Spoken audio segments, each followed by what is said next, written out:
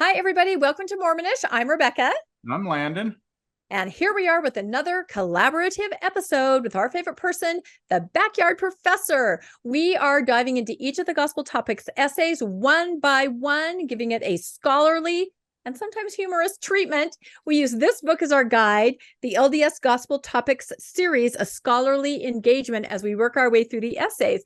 And this episode is on the Book of Mormon Translation. This was a very interesting episode, wasn't it, Landon? Yeah, it was a real hat trick. He said it, he went there, but it's true. We do go into all the different versions of how did he translate these, because there's a lot of back and forth. If you grew up in the era Landon and I grew up in, there was a totally different story than what people are getting today. So we kind of go into all that and how that sort of evolved over time. So I think you're going to find this extremely interesting. Again, this is our collaborative effort with the Backyard Professor, BYP. I hope you guys enjoy. Thanks. Hey, Mormonish, what's with the gimmicky hat there, young man? Oh, I'm just wearing this for effect, I guess, tonight. We're going to be talking about the translation of the Book of Mormon. So what says translation of the Book of Mormon more than a top hat? Ooh, hope you got the stone or the rock. I've got the stones to go with it. He's got the stones to go. Oh my God. We are off to a great start already. That new video of you guys with the stones. See, right there. There you go, with the scholar. I have my crystal ball tonight. So I've got my Spencer W. Kimball magnifying glass. Yeah, these even work. See, you can put it in there and go, Carrie is going to go on a rant. What? That is impossible. I never go on a rant. How dare you try to visualize something like that? I'm going to throw the Book of Mormon just for that. I see it too.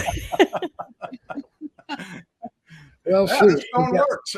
I guess you have the true prophecy. So, okay. Hey, we are really excited to bring to you, our audience, this incredible information. But before we do, on the church essay on the translation of the Book of Mormon, we recognize now, we've been talking for the last hour or so behind the scenes, Mormonish has produced a video with a Book of Mormon scholar just in the last day or two, and it is causing consternation, decimation, and ululation, depending on who you are in the audience. You guys want to tell us just a little bit about that video, which is going to dovetail very nicely in with our video tonight? I think so too. I'm hoping that our guest, whose name is Dr. John Lundwall, will actually pop into the chat. He said he was going to try to watch because he loves your show. But it is an episode. He is...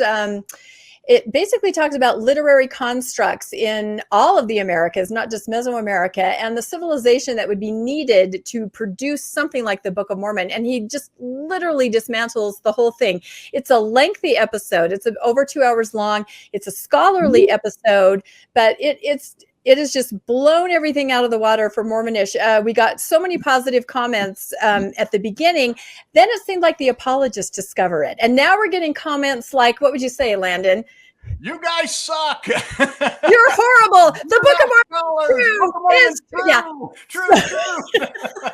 Yes, you guys are idiots. Yeah, we're now getting those kind of comments. So that tells me that we're sort of onto something. So if anybody would like to check it out, it's our most recent episode with the wonderful Dr. John Lundwall. And I think Carrie's going to have him on too, because this research is just extremely interesting and innovative and different. And he's already said he's going to come on. I know some of you have said, I want to hear points 3, 4, and 5. And he's told us that he's going to work on those and get those ready so we can put those out as well. So it's exciting. Yep. Even Doug Vincent recognizes, even though he's not a scholar either, so none of us are, the whole text of the Book of Mormon is anachronistic in the most fundamental way. That's it. There you have it. The Book of Mormon itself is the biggest evidence against the Book of Mormon. Ironically, wrap your brain around that. Barry Richens is in the audience. Awesome. Don Smith, welcome. William Charles, you were first I will recognize you officially.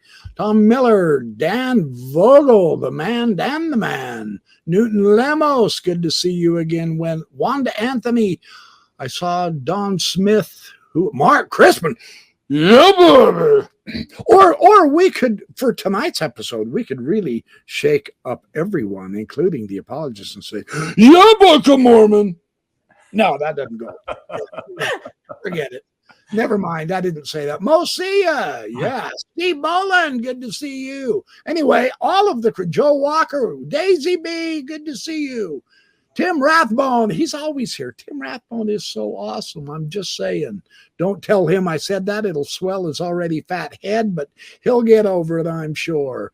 And then let's see. I'm missing two people, Rebecca Biblioteca and Landon Brophy in the chat. So would you guys mind staying out of the chat and just come onto the screen here? Woo! So can I just say that I love to be on the show, but I do miss the chat when I'm on because I have so much fun over there and I can't back and forth. So I miss it.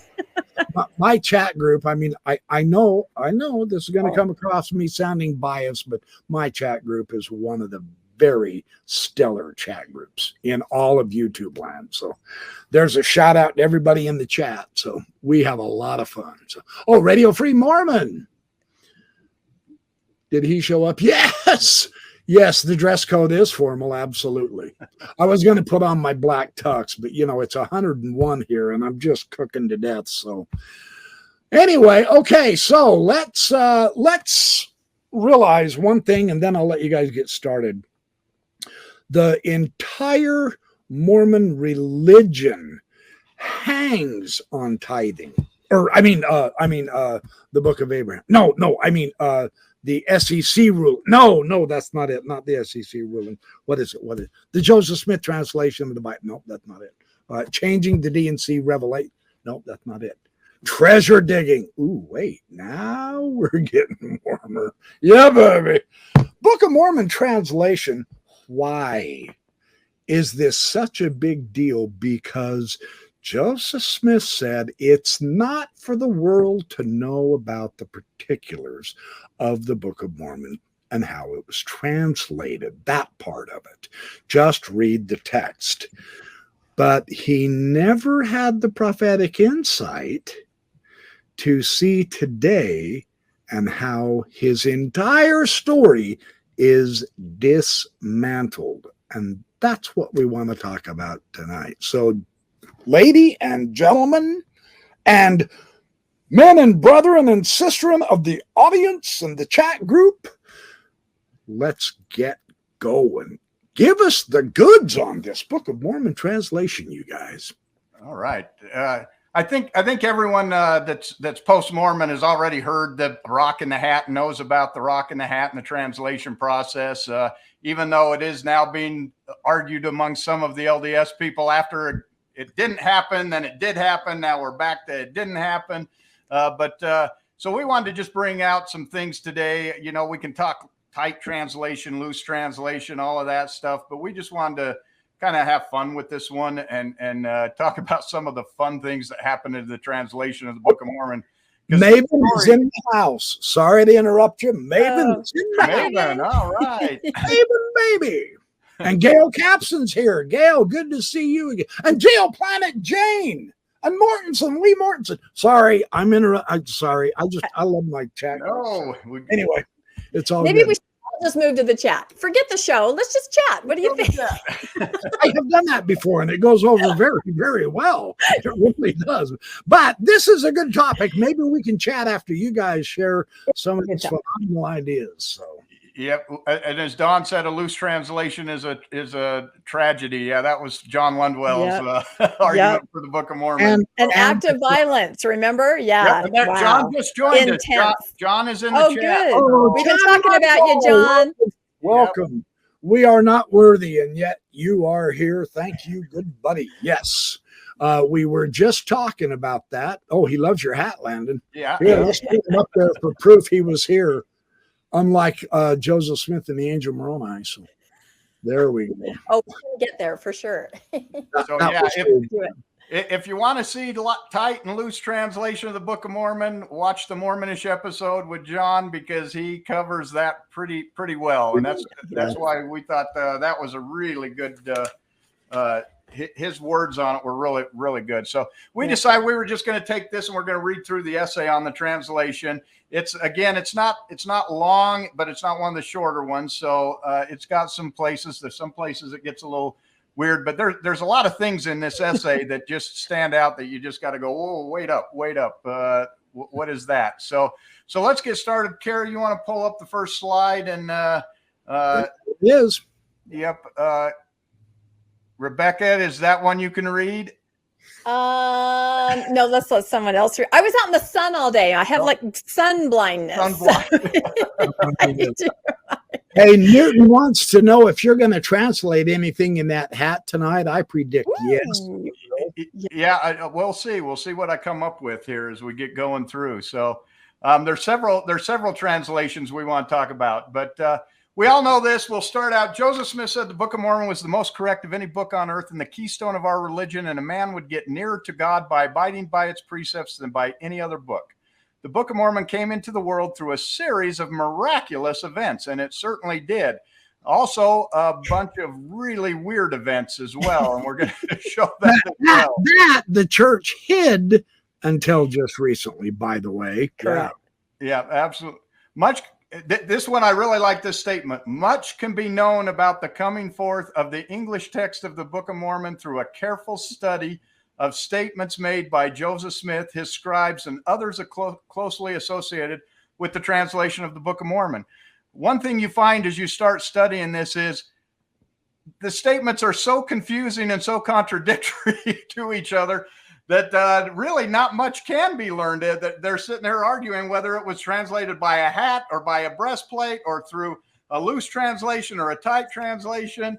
Goggles, yeah, it's like we don't know how he translated it. Every eyewitness gives a different scenario of, oh, I saw this, I experienced this, and yet they all contradict each other. So that's the thing that we can see most in the Book of Mormon. So let's go to the next slide, Carrie. You want to read that one, Carrie? There's the important one. By the gift and power of God.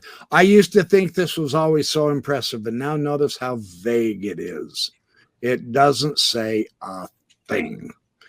Joseph Smith reported that on the evening of September 21st, 1823, while he prayed in the upper room of the Salt Lake Temple, of his current log home in Palmyra, New York, an angel who called himself Moroni appeared and told Joseph that God had a work for you to do.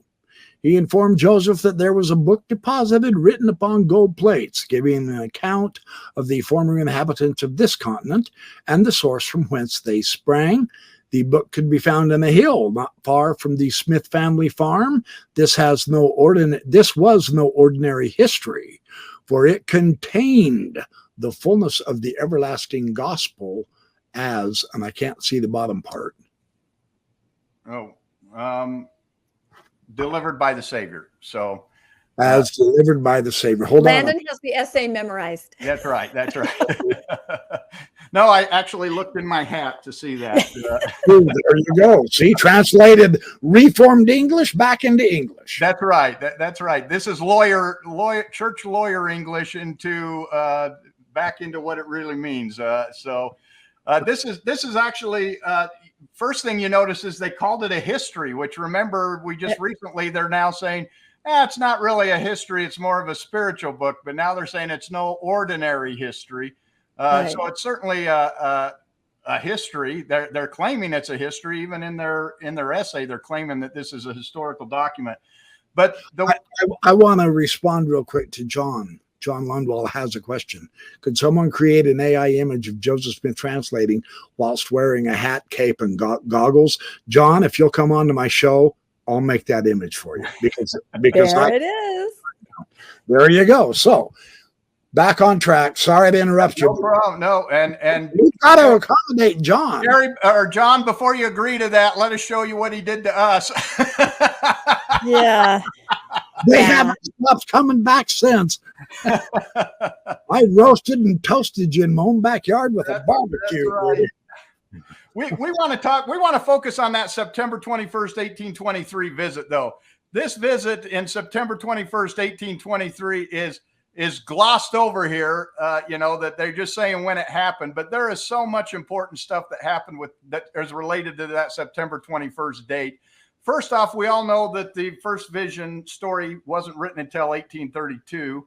And so it appears really that nobody in the early church knew anything about the first vision. It seems almost like this angelic vision is the first vision. It's the first time we really hear of Joseph meeting with anyone. And we don't know when the first vision was. He just says it's spring of 1820, but he never gives us a date. He can't tell us any specifics about it. But this angel visit is very specific, and he tells us exactly what the date is. Ooh. And then they go back for 5 years.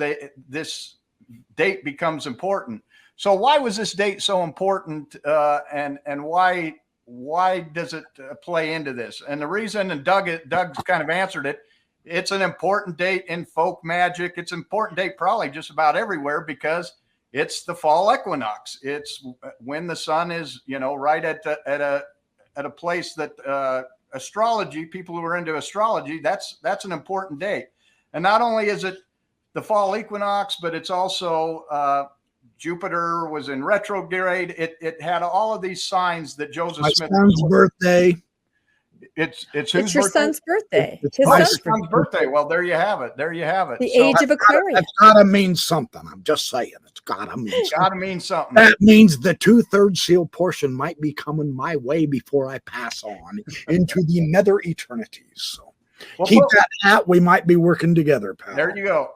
Can you pull up the next slide, Carrie? Absolutely. Remember, we are being strictly scholarly. That's right. So this is the angelic visit that happened in September 21st, 1823. You want to go the next one as well? Yes. Yep. I should have had that one on last. Here we go. So this is important, and a lot of this comes out of D. Michael Quinn's a book on Mormonism and the Magic Early Mormonism and the Magic Worldview. And the Magic Worldview.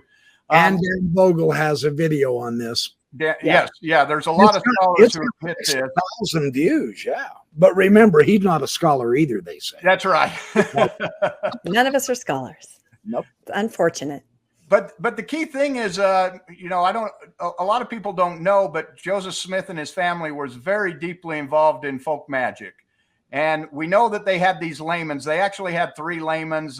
Jehovah was one. One was called Holiness to the Lord, and the other was called Saint Peter or something or other. I can't remember. Something about Saint Peter. The other one had a brother named Lemuel. Yes, he did. Yes, he did. But this layman is important because basically the layman was developed just probably in September. And the layman lays out when the best time for treasure hunting is and when the treasure angel's the best time to contact the treasure angel. And that just happens to be September 21st, 1823. Coincidence. It's kind of every September, but all the lines, everything lined up. So Joseph, when he went in and supposedly was in his room looking, praying or whatever he was doing, waiting for this angel to come, he was looking for a treasure angel all along. This was not a surprise visit. He was expecting an angel to show up to show him where he could find a treasure as part of the treasure digging he'd been doing with his hat and with his seer stone. And he was fully expecting an angel to show up and to help him. In fact, some of the things that I read said that he was actually on a treasure dig on the hill Cumorah the day that this happened. And then he came back at night and was looking for the sign for the treasure angel to help him find a treasure. Fascinating insight. That I've never had that connection before. Very interesting. But yeah, once you realize he was looking for this isn't something that just happened. But we never hear that in the church, and they just gloss right over this in the essay. Mm-hmm. And you see here that we know it was the most propitious time for a divine visitation was during a full moon as the autumnal equinox on a day ruled by Jupiter, which was Joseph Smith's ruling planet in astrology, starting at about 11 p.m. And so this is the angel's visits and the number of times the angels came. He visited him 3 times. That's all folk magic for that. That's how an angel, he's going to visit you throughout the night. And the story lines up perfectly with what a treasure angel would be doing to come and show you where you're going to find a treasure. Oliver Cowdery tells us that Joseph began praying earnestly to commune with some kind of messenger. So this wasn't just someone who came in his house. He was looking for this messenger to come and give him this. And like I said, the messenger, I would say he was summoning the treasure guardian or the treasure angel. Yeah. And that's very different from praying fervently or hoping or reaching out to God. This is summoning in a folk magic occult way and taking steps to make sure that somebody visited him. Absolutely. Yep. And the layman had sills on it that basically were supposed to bring jewels and riches. So when you take this in it, that he's got a layman, that he's looking at it, he's working with his family, his whole family is involved in treasure digging. This is the most, the night when all the signs are supposed to come, and he goes to his room and he's supposed to see a treasure angel.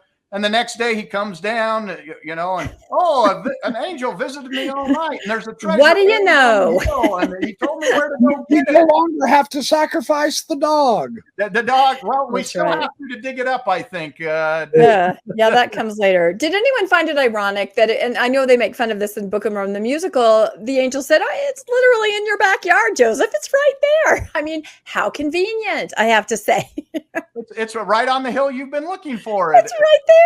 Oh, This is the hill you're looking for. Yeah. Yeah. This is the angel you've been waiting for. That's right. So, and a treasure angel, what a treasure angel was usually when the traditions in folk magic is when you'd bury a treasure, like a pirate would bury a treasure, they'd then kill one of the crew members and throw it in there with him. And then that crew member's job was to protect the treasure so that people looking for it couldn't find it. But the way you found it was with a seer with a hat and a stone would be looking and finding and telling the crew where to dig and then it always seemed to slip away right at the end, and this is exactly what starts happening to Joseph. Is he knows where this treasure is, but he's not allowed to get to it. And so for the next 5 years, it's almost comic when you start reading the story of what happened over the next 5 years to get to this. And one other thing to add is some of the records when this angel comes on September 21st, 1823, actually call him Nephi, not Moroni. And so we get two different names for the angel who showed up. A mere quibble. It doesn't. Yeah, and they attribute that to the problem with the scribe. Right. They both ended is what they say. Okay. It's close enough. Close enough. Yeah. So some say it's a scribal error. Yeah. And they're both in the treasure book. That's right. But it doesn't really matter, who this angel is. But this story, this night when he comes, seems to go throughout the early Mormon history as the vision. Whenever Brigham Young talks about Joseph, he always talks about the angel that he visited with. It's almost like Brigham Young didn't know anything about the first vision. He seemed to know more about the angel visit than about the first vision. And a lot of people, when you start reading the early Mormon tracts, they talk about an angel visiting. They don't talk about God or anyone else visiting Joseph Smith. So that's an important thing to keep in mind. So I want to talk about what happened. The priest did either. Exactly. No. Yeah, that came a lot later. Yeah, definitely. Yeah, everything's retrofitted. I'm just saying there's a lot of stuff that a lot of people just didn't hear about until it was convenient to elevate Joseph Smith's charisma. Thank you, Dan Vogel, for pointing that out. So, yeah. Absolutely. Yep. So this visit's in 1823. He gets the plates in 1827. So let's talk about what happened in this time period for him to get the plates. You want to go to the next slide? You bet. Okay. First thing we know is in 1823, he goes to find the plates, and he's able to find them. But when he goes to touch them, he gets either a shock but when he opens it, there's a toad in there, and this toad comes out and becomes a man and punches him and knocks him back to a tree or something like that. And this is the story as told in one of the, witnesses, or one of the people who told the story. I know this is in the church essay, right? No, this is not in the church essay. Yes, this is one of the things they leave out, but you can see I kind of highlighted there that he describes something like a toad which soon assumed the appearance of a man. And so there's this toad in there in 1823 that's preventing him from getting the plates. It won't let him take them until it's time for him to come get him. He's not allowed to take the plates because of the punching toad, which I had never heard this story. Rebecca told me this story. She knew this story when she was a kid. And I'm like, you got to be kidding me. Where's no, I often talk about my Orthodox Mormon upbringing, and this is a perfect example. So this is a story that was told to me at family night. You know, to me, to my parents, this was perfectly understandable. I should completely believe this, that a toad jumped out and started punching the prophet. So taught to me in family night. I took it to Sunday school, mentioned it to some of my friends, and my teachers quickly learned that they had never heard of anything like that. And indeed, it was something that you probably shouldn't even talk about. So, but me growing up in my family, that was just normal. Of course, a toad man would jump out, and which explains why I've been female since birth. Because even as a kid, I was like, "This sounds crazy, Mom, Dad, are you okay?" I mean, that was kind of. My mom and dad told me that was anti-Mormon material. Yeah. Stuff. No. But I hadn't heard of it. I didn't have that as the anti-Mormon material. It was that funky looking hat Landon's wearing with that rock. But still, I mean, when these stories are so suppressed, you don't get a chance to really see the whole view. And what else it does is it helps them to control the timeline better so that there's not as many blatant contradictions. So, yeah, interesting. Well, and it's interesting that this toad plays into the future, because when Mark Hoffman writes his letter, the White Salamander letter, and Mo pointed this out, that it could be it was believable that it could be a salamander, because in folk magic, a salamander was a good spirit, but a toad wasn't. So they were confused as to why it would be a toad and not a salamander. And that's why when this White Salamander letter came out, it was believable. Yeah, it was too close. And I noticed in the chat that Dan Vogel is putting information about where that account can be found. I think that's what he's talking about. Willard Chase account, 1834. Yes. E.D. Howe, Mormonism Unveiled. Thank you, Dan Vogel. Yeah, that's a very important source. The fascinating thing that utterly fascinated me is back then I was really close with the Farms group of scholars. And when this came out, they came right out. It was a huge study. It was thick of all of the potential parallels with the salamander and the angel Moroni, and why a salamander is believable, like you're saying, Landon, and all. And I just didn't believe it.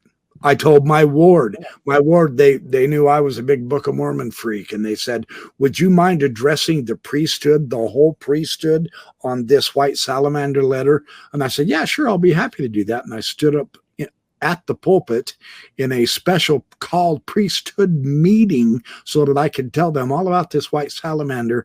And I said, this is pure malarkey. It's baloney. It's not true. And they actually got very, very upset with me. They wanted it to be true. Well, it had to be. It had to fit. Oh, so you're taking the Tanner side on this, Brother Schertz. I said, I don't care who said what. I'm telling you, this is hokey. It doesn't match. And yet everyone in the church thought it did. It's crazy, man. Yeah. And if I remember, correct me, Landon, isn't that what also kind of was a catalyst, if I can say catalyst, for Michael Quinn, his ward members, and people were asking him, Absolutely. What is this? Somebody, a known scholar started to dig into it and find out. So it definitely, I remember when that news came out, I was at BYU and I remember reading about it. And my thought, whenever something like that came out, was just like, I knew it. I was always kind of watching, waiting for things to fall. It was like, I knew it. So I was excited about that news. Yeah. Mike Quinn's book was a elite game changer. Yeah. Right. That just, wow. Yeah. And he went to the church and said, when are you really going to address this? And they're like, we're working on it. And he's like, well, can I see what you're working on or see your sources? Or like, no. And so he's like, fine, I'll just do my Hey, own. just so you know, Yeah. just so you know, Maven and I are on the same wavelength. That makes me feel real happy. Yeah, in good company, that's for sure. That's what I thought, Maven. You're spot on, dear. Yes. So yeah. So this toad thing, though, it still has shotgun. Isn't that amazing? Yeah. Yeah, it's like, yeah, how do we know it's not a Ninja Turtle or something else? It's just as ridiculous. Raphael, it would have to be Raphael because that's one of the archangels. So That's right. That's right. A religious toad. So this is the very first year this toad thing happens. So let's go to the next year and see what happens. So this is really an interesting story because in 1823, he's told, come back next year to get the plates at the same time, but you need to bring your brother Alvin with you. And when you bring Alvin, then you'll be able to get the plates. Well, the problem was in December, Alvin died. So Alvin dies. And so the time comes to get the plates and they're going, what are we supposed to do? We're supposed to bring Alvin to get the plates, but Alvin's dead. And so this story, and I'd really like to get Dan Vogel's input on this. Rumor starts going around that they've dug up Alvin to bring him to get the plates. And the Smiths are going, no, we didn't do that. And so they put it in the newspaper. We have that clip on the slide. You can actually see on that slide, the newspaper article is there. It is. And they actually put an ad in the newspaper that says, no, we didn't dig him up. But we had to dig him up to make sure to prove that he was still there. And so the ground's all been dug up and everything. And you're going, wow. And this happened to be right around the same time period that they were supposed to show up with Alvin to get the plates. You see the date right there in the newspaper, September 20, is that 24th? 25th. September 25th, 1824. And when you read it, it right says, then. Whereas reports have been industriously put in circulation that my son Alvin had been removed from the place of his internment and dissected, which reports every person possessed of human sensibility must know are peculiarly calculated to harrow up the mind of a parent and deeply wound the feelings of relations. Therefore, for the purpose of ascertaining the truth of such reports, I, with some of my neighbors this morning, repaired to the grave and removing the earth, found the body which had not been disturbed. So, no, we didn't dig him up. So we went to dig him up to show you that we didn't dig him up. It's brilliant. Don't you think it's brilliant? Seriously. It's smart. So smart. So here's the other part of this that just absolutely makes no sense. Okay, let's give God the benefit of the doubt. He's in charge. Why are you going to pick someone that you know is going to die? Who's the logical choice? Emma. Duh! And in fact, she becomes the second choice. But what is this with Alvin thing? This story actually becomes like the third or fourth choice. Yeah. Well, as usual. I wasn't sure who it was supposed to be. Ouch, Rebecca. Representing. Actually, Joseph Smith had 32 wives. She was the 33rd choice. Yeah, sealed at 23, I think. Yeah, that was it. Oh dear. Yeah, so this whole thing just gets weird. So anyone who remembers Weekend at Bernie's where they drag Bernie around, that's kind of how we picture, taking Alvin out to try to get the plates. And whether they really dug him up or not, it's hard to say at this point, but it just seems very suspicious that you put, this isn't an obituary. What's the opposite of an obituary where you, instead of saying we're burying someone, we're digging him up. Yeah, I've got it. That's called crime. Crime. Grave robbing.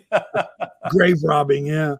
So yeah, definitely interesting. There you go. Dan says it's Joseph Smith's excuse for not getting the plates in 1824 is what he told his family and they didn't want to give up on the plates. So he basically said, "Oh, well, I was supposed to bring Alvin, but he's dead, so I can't get the plates."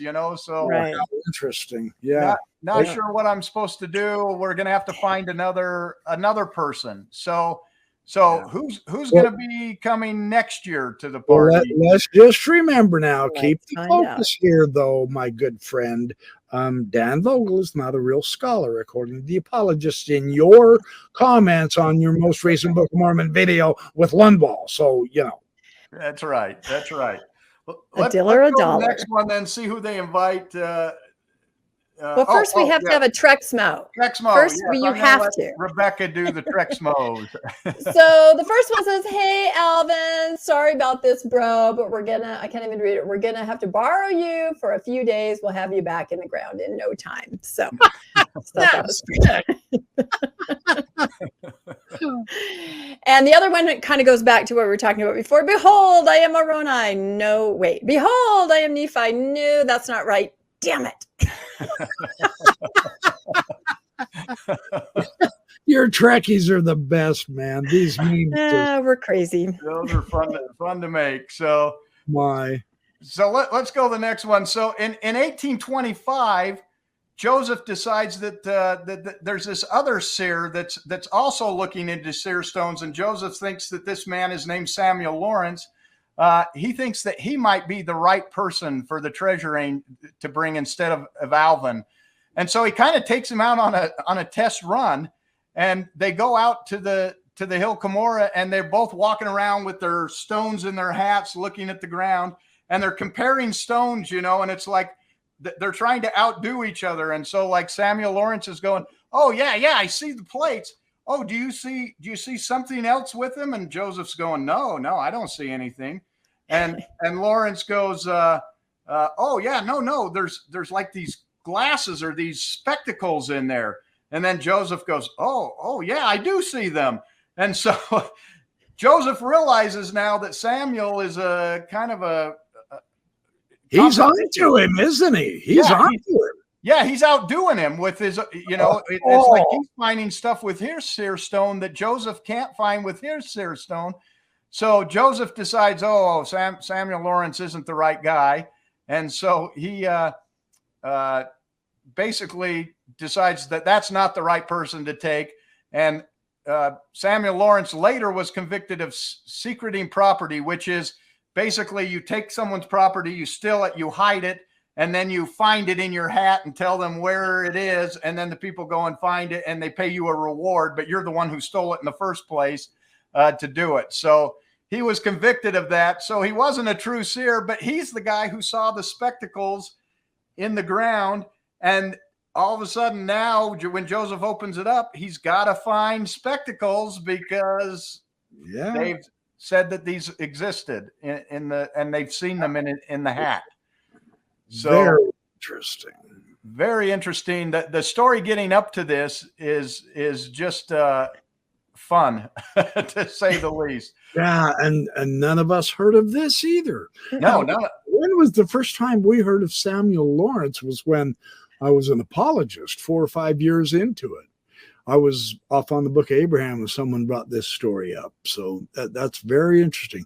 I think we were all trying to start doing a Book of Mormon defense series. And man, am I glad I'm not on that side of the fence anymore. Ooh, it would suck to be an apologist with fair. Yeah. You would know. Lots of gymnastics. Yeah. So let's go to the next one. So 1825, Joseph is going, I don't know who I'm supposed to bring. But he's out digging in Josiah Stoll's place, and he's trying to find a Spanish silver mine in Harmony, again, using his top hat and his stuff. And he boards with Isaac Hill and meets Lucy Hill through Samuel Lawrence, the guy who was his competitor there looking at the there you go at the stones. And so he signs a treasure digging agreement, Isaac Hill does, with Stoll and the Smiths, and this is how he meets Emma. So let's go to the next slide there.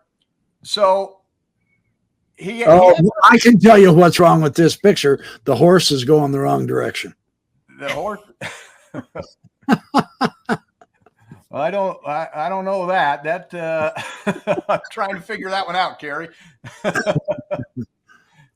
But this is actually one of the most accurate pictures, because come 22nd September 1827, he had to marry Emma, and he had to have Emma because he felt that was the answer of who he had to bring in order to get the plates. So he obviously had to still off with her. He elopes with her. Her father didn't want her to marry him. She felt he was a fraud. He goes off and he gets married to her because he has to have her in order for him to get the plates. And he was told, this is your last chance to get to get these plates. And I have to say, Landon, if I can just say, any girl would fall for that line, right? Who wouldn't? Come on, baby. Come on, baby. I got to get the plates. You're the only one, and God wants you to do it. I feel like anyone would fall for that. I would fall for that if a girl told me Carrie would fall for that. I have a hill right up by my house, too. I'm telling you, there could be treasures in there. I'm going to start going to look with my seer stone. There you go. You might find, you don't know what, you'll probably find as much as he did. No, and I love that picture, because I have to say, like Landon said, you don't hear this story. I taught primary forever. We colored golden plates. I never said, kids, get out your black crayons. You're going to need it. We're going to talk about finding the plates. Yeah. They're all dressed in black, which is why we are tonight. Black horse with its black mane, braided in a special way, black wagon. We never knew that. Yeah, exactly. We never, color with your black crayon, kids. Yeah, we never heard that story. And the interesting part is that's why we're dressed in black tonight, right? In honor of going to get the plates. Man and woman in black. They had to dress all in black, and they even painted the face black and everything, which is very folk magic. He'd be in trouble today, but very full of folk magic. And when you go back to that picture and you look at that picture, the church, this is probably the most accurate picture, but you still see Joseph has a white shirt. You know, of course he has to have a white shirt to go get the plates, but they also show him bringing the plates back, and he didn't bring the plates back. He actually put them in a hollow of a log, and then he kept track to make sure they weren't stolen by looking at them in his seer stone. And he'd tell Emma, no, they're still good. They're okay. I can see them in my seer stone. So even when he went to get the plates, he still didn't come back with the plates. So that's what we see here. Then we see here the church messing around or horsing around with history. Yeah, exactly. Horsing around with history. But the buggy is another interesting part of the story, because he stole the buggy. The buggy actually belonged to Josiah Stoll, and Josiah Stoll had been on that hill that day digging for treasure, as was Luman Walters just days previous. And Luman Walters is very fascinating person. His name was actually Walter the Magician, and he actually was kind of a mentor to Joseph Smith on the art of seer reading and stuff. Stonery. They'd actually been, stoner. Is that what it is? Stonery. He'd actually been on the hill looking for plates, looking for treasure. That very night, he went to Joseph Smith's home to stay the night there. They were on that hill because, again, it's September 21st, a propitious night for digging treasure. They come, and then he goes at 2 a.m. and takes their horse and goes and takes Emma, and they go and get the plates, although they come back with no plates. But that's the story of how they got the plates. So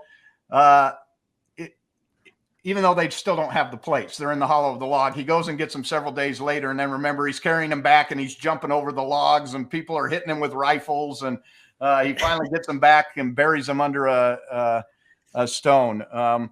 It's fascinating, isn't it, that Moroni shocked the living snot out of Joseph Smith when he first tried to get the plates.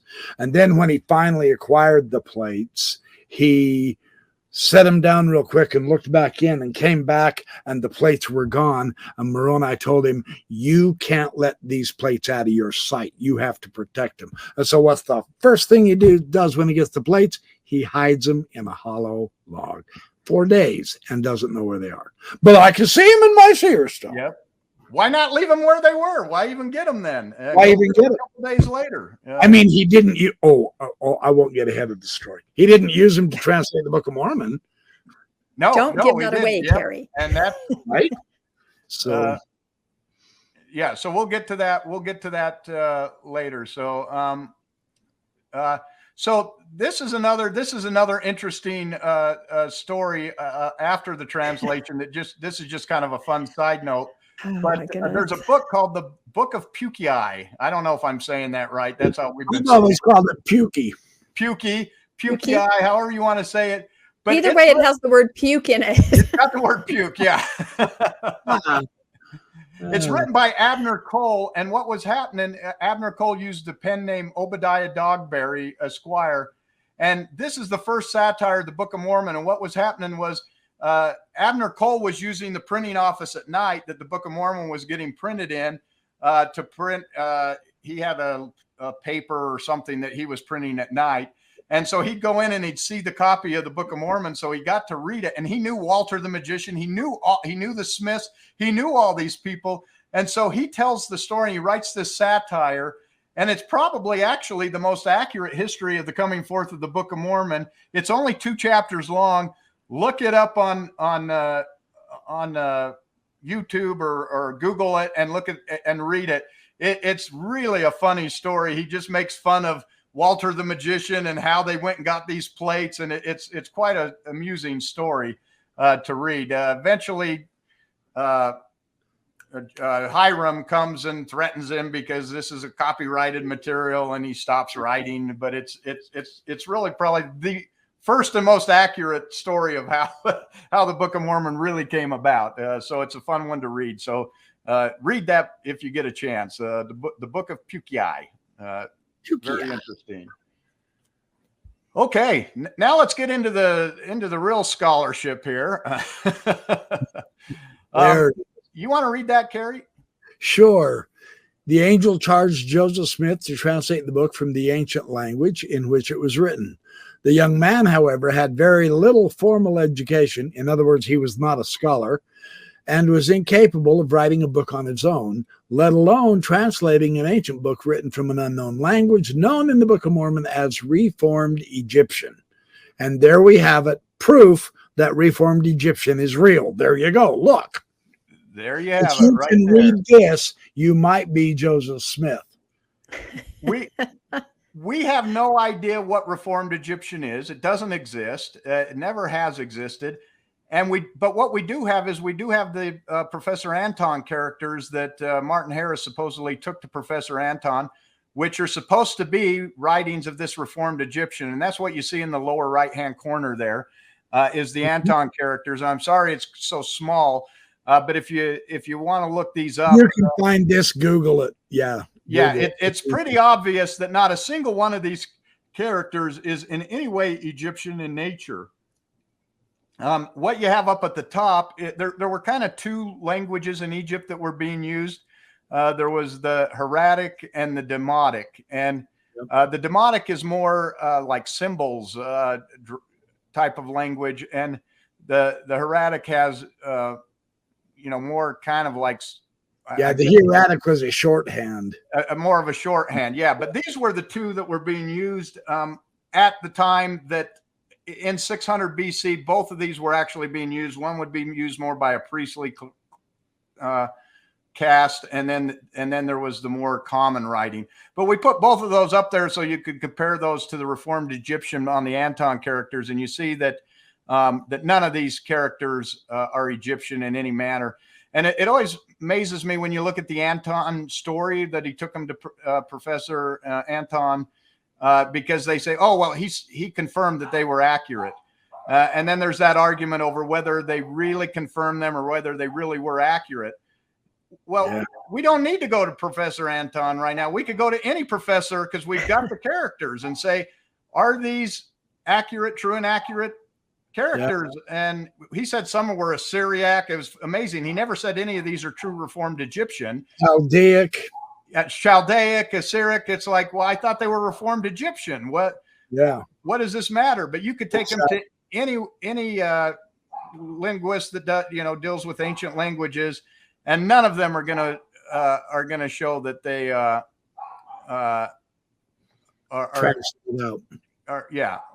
actual. So Robert Rittner couldn't translate it either. The what? Robert Rittner, he couldn't translate those characters either. Yeah, exactly. Egyptian, reformed, deformed, distorted, or however. John is saying they're not the Anton characters, that we don't have those. Oh, that's true. And this is a copy. Yeah. There's copies, and of course there's argument whether is this even real? Is the copy really a real copy? Because again, it's a big hole in the Book of Mormon that these characters are not what we had. Dan there said he thought they were copied out of a book of some kind, but it's interesting that those characters on the shred that we have, if you turn them, you can spell things in English just by turning them. I've seen one too where they show that it has 1, 2, 3, 4, 5, 6, 7, 8, 9, and then it has the entire English alphabet. And all they've done is they've either flipped it around 180 the other way, or it was sideways and they lifted it this way, or it was upside down, to where, I mean, you can easily manipulate letters to make them look foreign. So John, we'll have to have John. Maybe this is something you can have John talk about. He says they were written by John Whitmer. Yeah, I've heard that before. After Harris showed the characters to Anton, so there is some. And says Christian Whitmer. That Christian Whitmer wrote them. That's what Dan says. So John and Dan are disagreeing. No big deal. Okay, but Whitmer wrote them. Again, this is one of the reasons why they say, we can clearly tell what by reading it, that much can be gained, and really nothing can be gained, because we don't seem to have anything here that really tells us what happened. What does Reformed Egyptian look like? No one has ever heard of Reformed Egyptian, but somehow these people in 600 BC show up in Mesoamerica writing Reformed Egyptian, which John Lundwell in the Mormonish episode clearly shows that there was no alphabet language in any of the Americas. So anyway, this is problematic all the way around when we talk about these characters. So. But still, I do believe that Dan Peterson might have a good point when he says the horses were translated into tapirs. Well, I don't think anyone argues that one anymore. Only explanation. That one's pretty solidly established now. So one anachronism taken care of. 296 to go. Yeah, Dan's saying that the Joseph Smith papers say it was John Whitmer, but the Metcalf showed it was probably Christian. So as you can see, even that's up for debate. But these are the characters that are commonly referred to as the Anton characters, saying that they were copied from something at some point. Yeah, so, very good. Okay, let's go the next part. I'll read that. Joseph's wife Emma this is the essay. We're going back to the essay now. Joseph's wife Emma insisted that at the time of translation, Joseph could neither write nor dictate a coherent and well-worded letter, let alone dictate a book like the Book of Mormon. This is a big thing the church wants you to think, that he's uneducated, that he can't write, that there's no way that he produced a book. The only problem is we actually have a letter from him from at the very same time as the translation's happening. So if you go back, this is the letter right here, and this is copied as best as I could get it. And I'm not going to read the whole thing, but it says, "Respected sir, I would inform you that I arrived at home on Sunday morning the 4th after having a prosperous journey and found all well. The people are all friendly to us, except a few who are in opposition to everything unless it is something that is exactly like themselves. And 2 of our most formidable persecutors are now under censure and are cited to a trial in the church for crimes that, if true, are worse than all the gold book business. 1, we do not rejoice in the affliction of our enemies, but anyway, it keeps going. You can see that he clearly can write a letter. Now, one thing to keep in mind is in this time period, you don't have a lot of dictionaries, so spelling of things can be spelled many different ways. They kind of sounded things out. So even though it has nothing to do with being uneducated. Right. Exactly. So and punctuation, lack of punctuation is another issue there, which might make someone say, oh, look, they're not educated, but not true. That's not, it's like Dan said too in his book, Charisma. I'm telling you, got to read that book. It is true that Joseph Smith was somewhat undereducated compared to a lot of the people in his area, but he was above everyone in intelligence. He was intelligent, not educated. So that's a very important point Dan Vogel brings up. So yeah, this is interesting. More evidence. And Rebecca hit this. So, but take a look at that letter. I know it's kind of small there, but what you notice is there's no punctuation. There's no periods. There's no question marks. There's no comma. He doesn't. This is a kind of a common thing in Joseph's writing.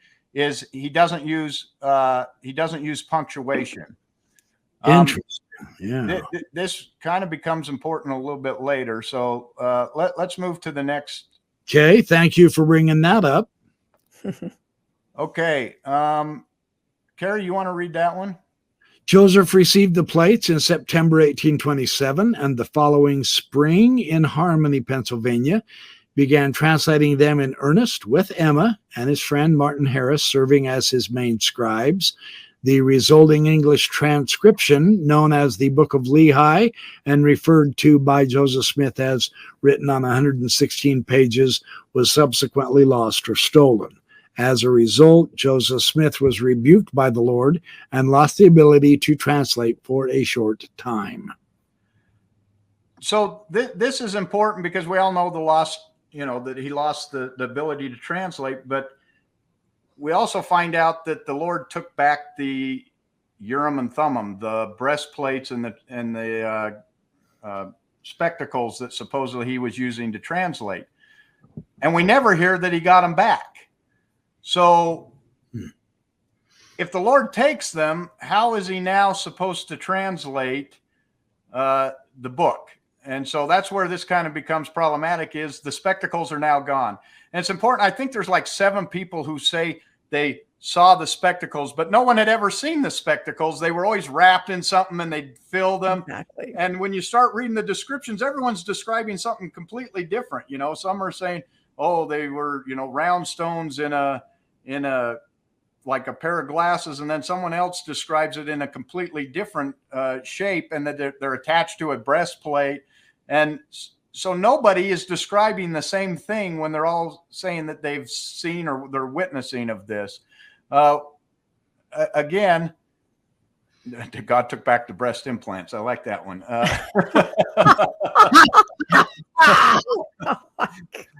Well, that will happen in the resurrection. Yes. Everybody goes back to what they originally had. Yeah. Don't worry, ladies. You'll have perfect boobs in the resurrection. Oh, that's a man's comment right there.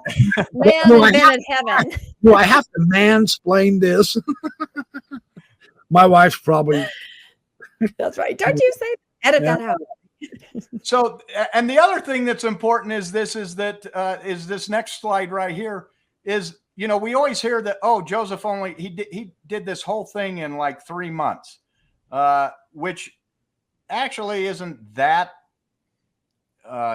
difficult if you're actually translating. It only would require about 45 minutes a day to translate 500 pages over, over that many months. But Carrie, can you go ahead and read this one? Yeah. Joseph began translating again in 1829, and almost all of the present Book of Mormon text was translated during a 3-month period between April and June of 1829. His chief scribe during these months was Oliver Cowdery, a school teacher from Vermont who learned about the Book of Mormon while boarding with Joseph's parents in Palmyra. Called by God in a vision, Cowdery traveled to Harmony to meet Joseph Smith and investigate further. Of his experience as scribe, Cowdery wrote, "These were the days never to be forgotten, to sit under the sound of a voice dictated by the inspiration of heaven." So they say that he wrote, the book was written in just 3 months, and you always hear this as an apologetic argument. There's no way that he could have written it in that short a period of time, which is, first of all, we know that he got the plates in 1827, and it's June of 1829 when he finishes the translation. So he's actually had almost a year and a half that he's had the plates in his possession that he could have translated them. Now they'll say, well, no, he only the scribe, Oliver Cowdery came and scribed for him only for 3 months, and that's where the Book of Mormon was written. But yes, if you want to believe their story, then I guess that's true. But he, literally had the plates for 2 years that he could have been working on this and working with this story and creating this story, not just 3 months. So in order to be true, you have to say no. If he really had the plates, he's really had them in his possession for almost a year and a half. And the funny thing is that you see there that he completed the translation in June of 1829, but in January to March of 1829, he sends people to Canada to actually try to sell the Book of Mormon copyright in Canada. Oh, so very interesting. The church now wants to make the argument, no, he was going to try to get a copyright. He wasn't trying to sell the copyright, but he sent 3 people to get the copyright. Does it really take 3 people to get a copyright? And they came back and they were not successful. And it's like, well, how hard is it to get a copyright if you have the book and the things? Why were they not successful? So I don't know if they were trying to sell. They were trying to sell it to someone and say, you get the copyright and then you'll have the copyright here in Canada. And then you sell the books here in Canada. But that before it even went to publication, he was trying to sell the copyright for the book. Exactly. I bet he could sell the gold plates instead. Yeah, that tells you the intention, I think. I mean, I've even heard in some circles, they say that it was written to be a book that was just sold, much like the Blair Witch Project, right? It has an interesting backstory. Here it is. It was never meant to be a religious text. And that's why so quickly they were trying to sell it. As I said, that's just, supposition. But it is interesting to think about what the true intention was to begin with. And then perhaps realizing, I can do more with this. I can't sell it. Nobody wants it. But this could be a religious text. This could have some value here. You never know. No one will buy it. Let's give it away. Let's print thousands of copies and have our missionaries. They can't even do that anymore. Let's put it in hotel rooms everywhere. Yes. So, yeah, it's just interesting that I agree with Rebecca. I think that this was always a book that he just put an interesting backstory to. Why else would you be selling the copyright before you even sent the book out and it's on these gold plates that's been preserved? Why are you selling the copyright? That's never made any sense of why you're out trying to sell a copyright to the Book of Mormon. And that's a false prophecy. Just going to say that. Yeah. Oh, sorry. I didn't mean to, but no, we're on the same page, like mine.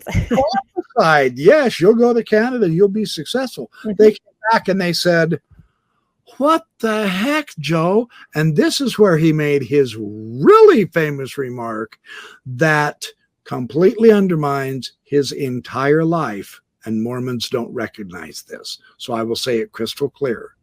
This was the moment when Joseph Smith, who had prophesied in the name of the Lord Jesus Christ, Jehovah, that you will sell the copyright from the most correct book on the face of the planet, they didn't.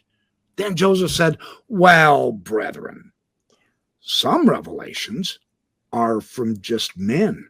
Some revelations are from the devil. And some revelations are from God.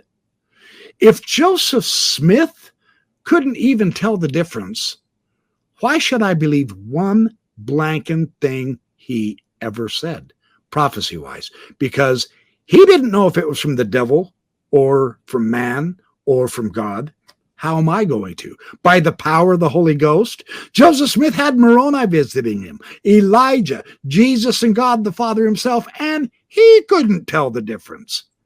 You see how that wipes it all out. That's fast. And it happened right up front, 1829. So, yeah. And I think interestingly, he went ahead and followed any prophecy that he got. It's not like he even tried to say discern between them. He just said, I'll do this. Oh, this, I'll do this. It doesn't matter. It was only after the fact when things, did not pan out that then you say, who could have known? So it is. It's a very pivotal moment. Well, now we just say, oh, well, he was just speaking as a man. And a lot of the scholars here in the chat are saying, he was trying to sell the copyright to pay off the debt so that he was free from Harris, which is probably true, but it seems that God would certainly be able to provide a better way than selling the copyright to the book that he's preserved for his entire, for 1,000 years buried in his got Joseph Smith 200 pounds of gold, for crying out loud. You think he could tell him to go to Massachusetts and go into a basement of a house and find money or something, Yeah, how did that work out? Oh, my. The fun thing about this is you can't make this stuff up. It's just... Sure you can. Joseph Smith did. We can. I guess, it gets funnier and funnier as you study. The deeper you dive into it, the more weird it gets. And you're just going, why would they do this? This makes no sense. But that's why Mormonism after you leave is far more fun than when you're in. Because you get to discover these. It's why you can't leave it alone. Can't leave it alone. It's too much fun. Are you kidding me? Where will you go? We're going to go to your own history, dudes. That's perfect. That's where we're going. So let's go to the next one there. Go ahead, Carrie, and read that one again. The manuscript that Joseph Smith dictated to Oliver Cowdery and others is known today as the original manuscript, about 28% of which still survives. This manuscript corroborates Joseph Smith's statements that the manuscript was written within a short time frame and that it was dictated from another language. For example, it includes... Hold it together, Carrie. Hold it together. It includes errors that suggest the scribe heard words incorrectly rather than misread words copied from another manuscript. Well, I mean, my bosom's burning now, baby. Yeah, that's kind of a great claim from the church. Yeah, it was evident from the manuscript that he was reading from a dictation and not copying from another manuscript, and that it was clearly from another language that he was moving this over, which is I don't know how that works. I don't know how you translate from, evidently he looked in this stone and it changed it into English, and would tell him what sentences, and he would read the sentence that the scribe would write the sentence, and then the scribe would read it back, and then he'd say correct, and then they'd move on and do the next sentence. So with that being the case, we shouldn't be seeing a lot of errors. We shouldn't be seeing any errors. Well, you can certainly see a misspelling or something. I could see that, but that's not what we get. And there's one account. Is it David Whitmer's Address to All Believers, where he says the words would glow and they would not disappear until the scribe got it right. Then Joseph could move on. There should be no errors, man. Yeah. So let's go to the next one then. And we want to look a little bit about this, because that they add this is how they say that we know that it was translated from a language other that was not English. Okay. And it says, in addition, some grammatical constructions that are more characteristic of Near Eastern languages than English appear in the original manuscript, suggesting that the base language of the translation was not English. There you have it. What more do you want, Landon Brophy, you skeptic non-scholar? The church has told us, so it's got to be true. They're referring to Hebraisms, chiasmus, idioms. This is what the church points to and says, oh, this is a word that's very, comes from Hebrew or had its finding, and there's no way Joseph Smith could have known it. Or we all know about chiasmus, where you start and it's a sentence structure like the picture here on the right. It goes to one point and then it goes back to itself. Scholars have looked at the book, The Late War, and they've found, many different Hebraisms. Like one of the things that they say is, that it came to pass. The term "it came to pass" is a Hebraism. Well, Nibley claimed it was an Egyptianism. And that's the thing. It's not really any of these, but they're Englishism. They're grasping at it. But you can see just by looking at if you look at the thing there on the left, the Late War. Here's examples of Hebraisms in the Late War. So was the Late War written in another language than English? No, we know it was written in English, and yet here they are using the same sentence structure. And in fact, when you compare the Late War to the Book of Mormon, there's whole areas where the story sounds very familiar. But several of these terms are what they refer to as Hebraisms and say, oh, no, these are true because they are Hebraisms. But we know scholars have shown that Hebraisms exist everywhere, and also chiasmus exist everywhere. And can I just say, Dan Vogel brought up in the chat that they exist in the DNC. So they do, to me, definitely. There you go. Yeah. Well, I mean, on the right here, you've got on this wonderful slide 21 pair of chiasms in the Late War by Gilbert Hunt, 1816. 21 pair. That's enough to show. All it takes is one. See, this is like the stupid argument of the new apologetic that there used to be 290 anachronisms. We've got it whittled down, boys. We've only got them down to, now they're like 38 left. Not understanding all you need is one. All you need is one genuine chiasm in an English book, and that destroys the Book of Mormon apologetic. Yeah.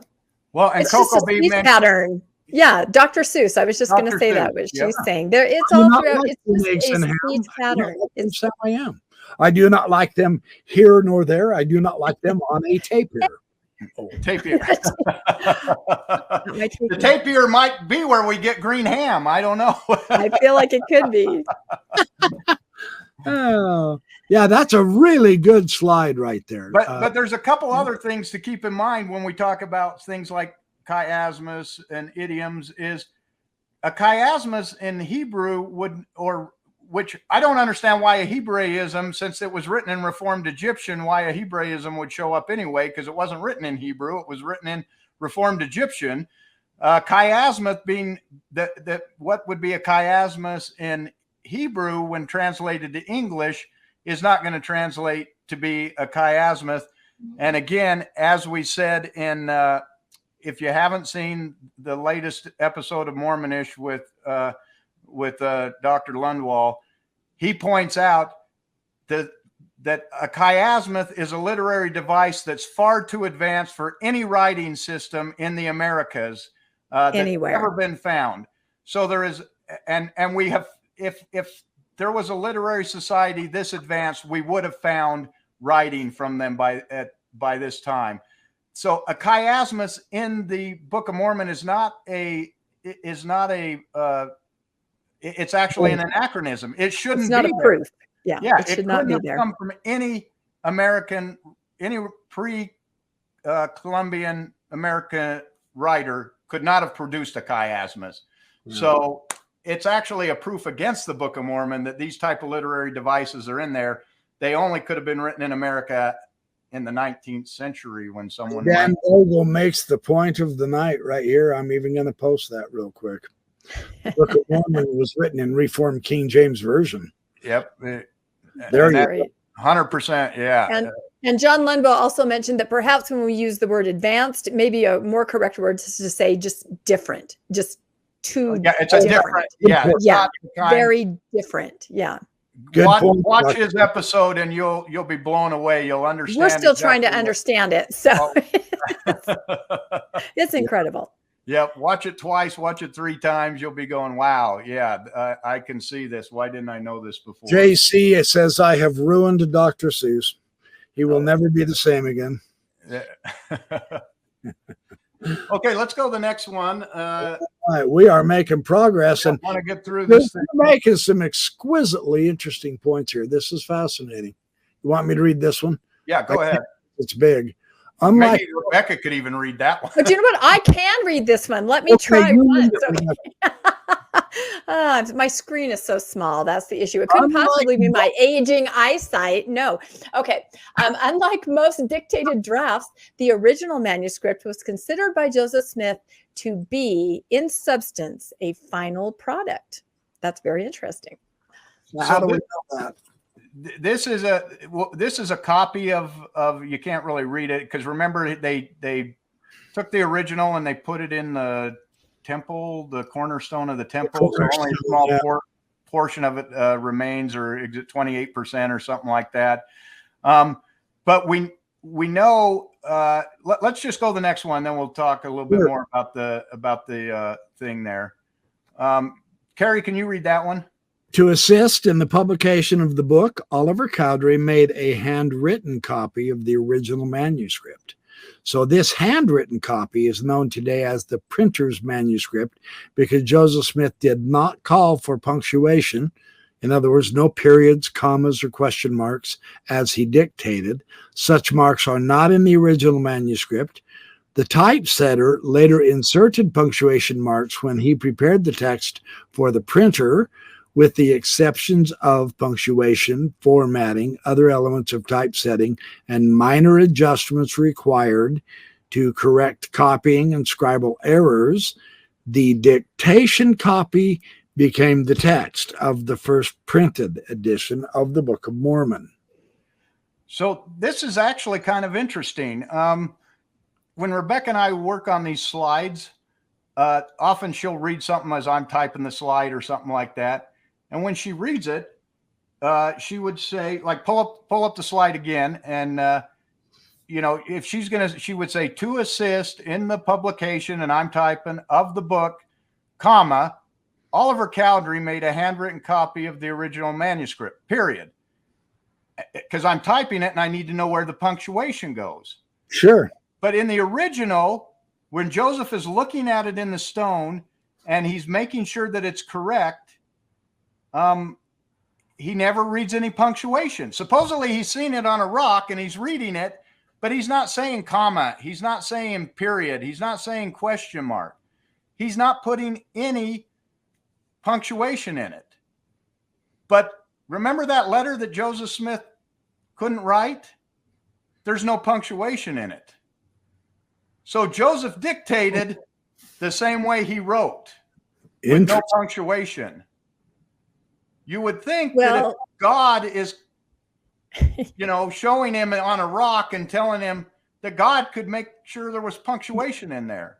Well, all of us might say God doesn't use punctuation. We all know that. He's the king of the run-on sentence. That's right. God's major in college was not English. Let's get that right. That's right. That's right.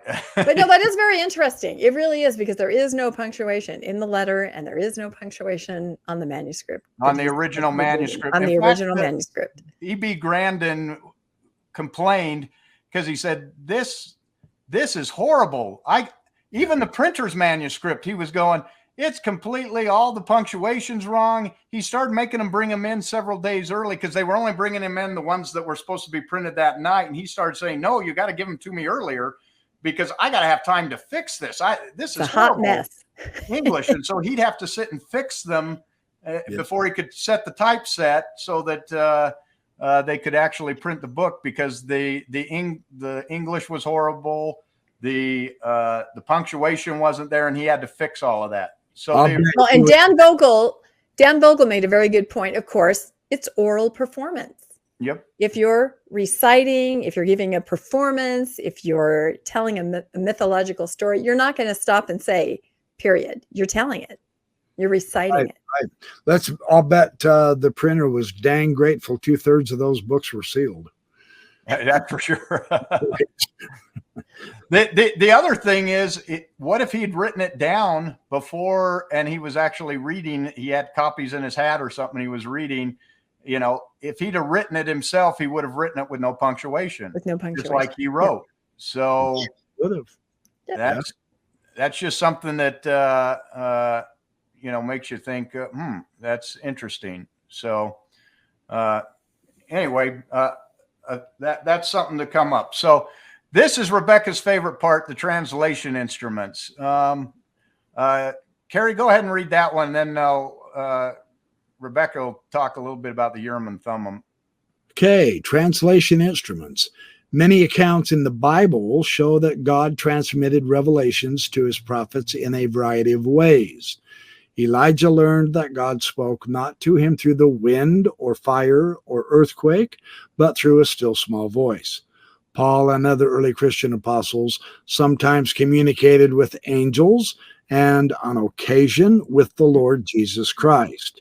At other times, revelation came in the form of dreams or visions, such as the revelation to Peter to preach the gospel to the Gentiles, or through sacred objects like the Urim and Thummim. Okay, Rebecca, take it away.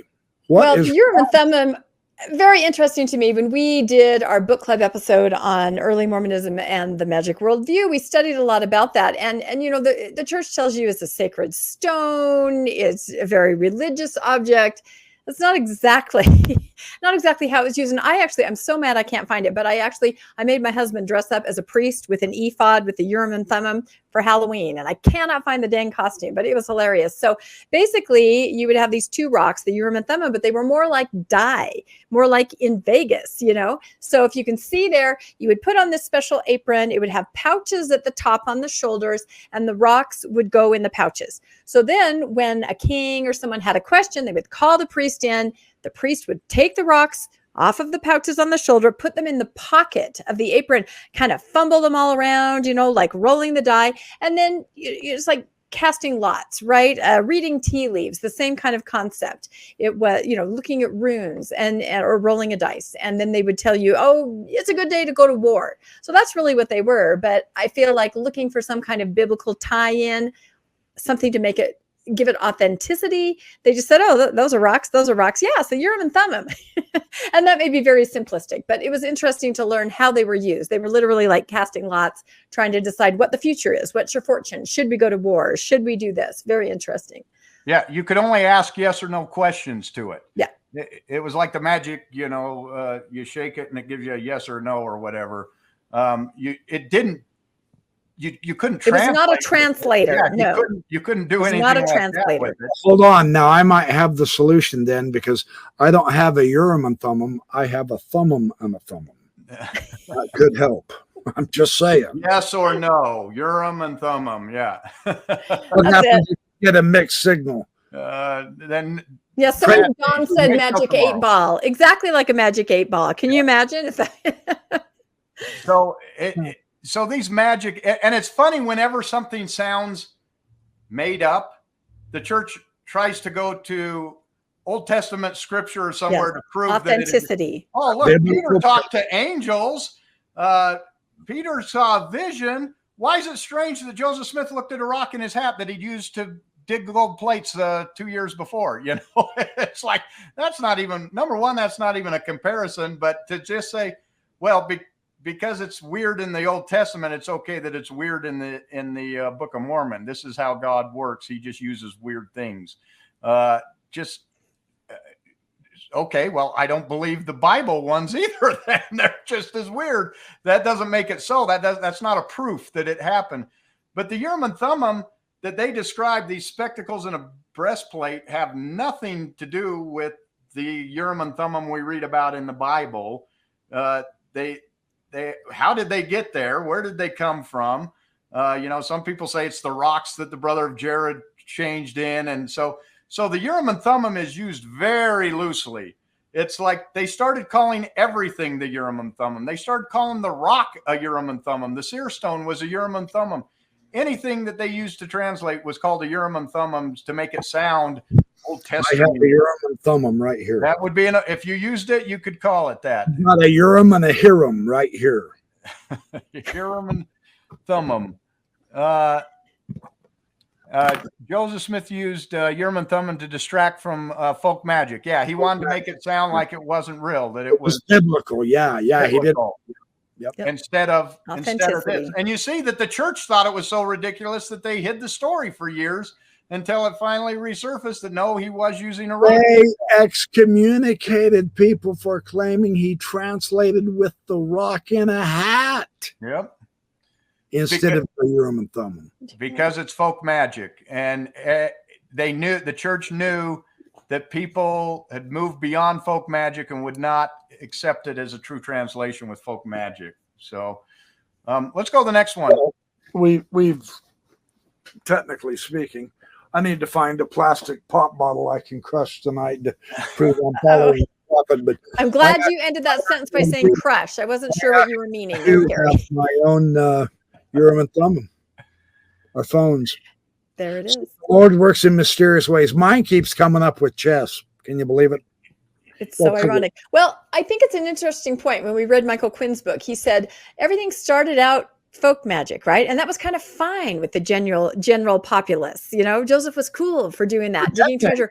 Suddenly things started to shift a little bit, right? The unchurched became church, and then it wasn't so cool to say it was a treasure guardian, but it was really cool to say angel. Yeah, it's an angel. You know, I know these isn't my seer stone. It's Urim and Thummim. I mean, again, that's a little simplistic, but I feel like he kind of followed the trend. All of a sudden, religion was in, folk magic, the occult out.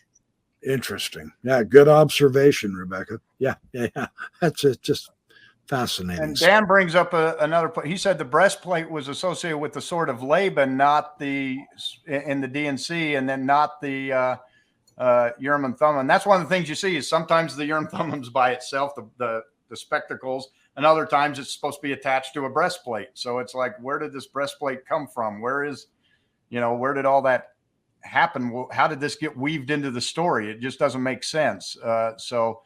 Again, more problems that just you sit and go, well, this makes this story is being made up as it goes. Everyone sees something and they got to take all these pieces that someone said they were told and try to make them work, and they just don't work together. Yeah, he was just making it up on the fly. Yeah. And people would believe it, and then they'd tell their story, and now you had to incorporate it into the story somehow.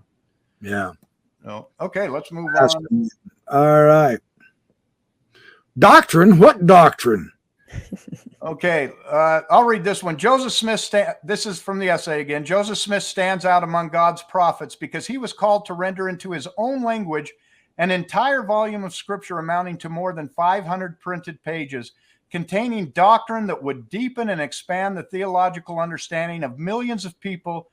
For this monumental task, God prepared additional practical help in the form of physical instruments. There you have it. What's the question about that? Yeah, he deepened the understanding, the doctrinal understanding. But then the question comes up, what's in the Book of Mormon that changes the doctrinal that we didn't have in the Bible? Kolob, you idiots. Kolob.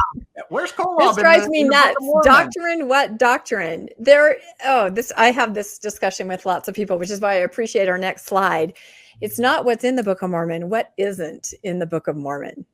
Oh. It's just astounding to me. Yeah, pull that up, Carrie, and if you want to go. Now she's whetting our appetites. There we go.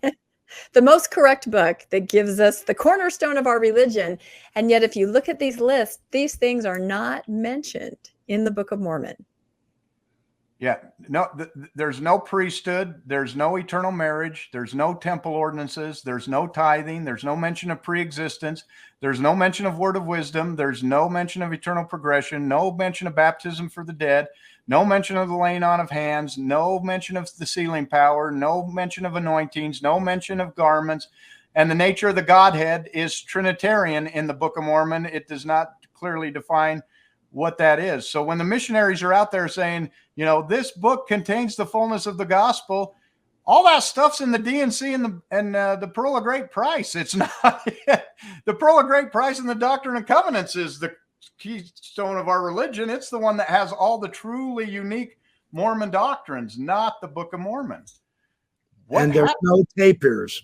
There's no tapirs. There's no corn either, which corn should be in the Book of Mormon too. Well, in fact, interestingly, Landon, I think we read, if you were to create a religion from what is in the Book of Mormon, only in the Book of Mormon, it would just be kind of your mid-level Protestant religion.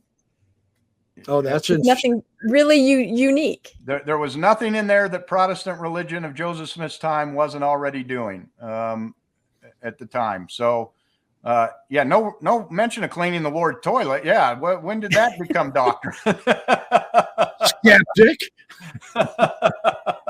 On Sunday, no less, when you're supposed to be resting from labor. So it's just interesting that we hold that up, and I see all these missionaries out there, and God bless them. They're out there giving their testimony, saying, the fullness of the gospel of Jesus Christ can be found in this book. And in reality, none of those things are in the book. It just didn't happen. And we're told we have to crawl over it, around it, under it, sideways. I mean, it is held up as the most important thing, but it does not contain the fullness of that gospel. That sounds like something stupid Elder Holland would say. Oh, wait. All right, let's go to the next one.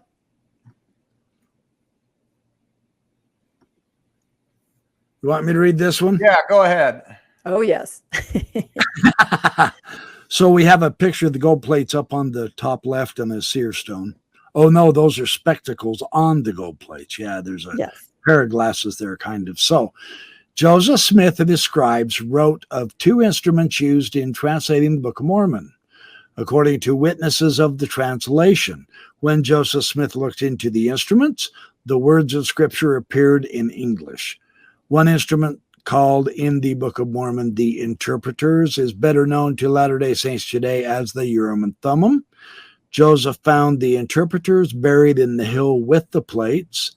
Those who saw the interpreters described them as a clear pair of stones bound together with a metal rim.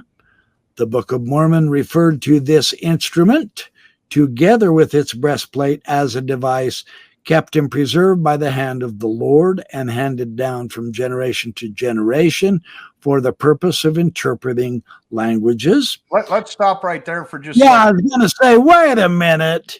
Nothing's been handed down. It was hidden in a hill. It was hidden in a hill, and then it was taken away from him as soon as he did the first 116 pages and was never given back. So it was saved for generations of time to translate 116 pages that are lost, and then it was taken back and never used again. Landon, that's pretty skeptical.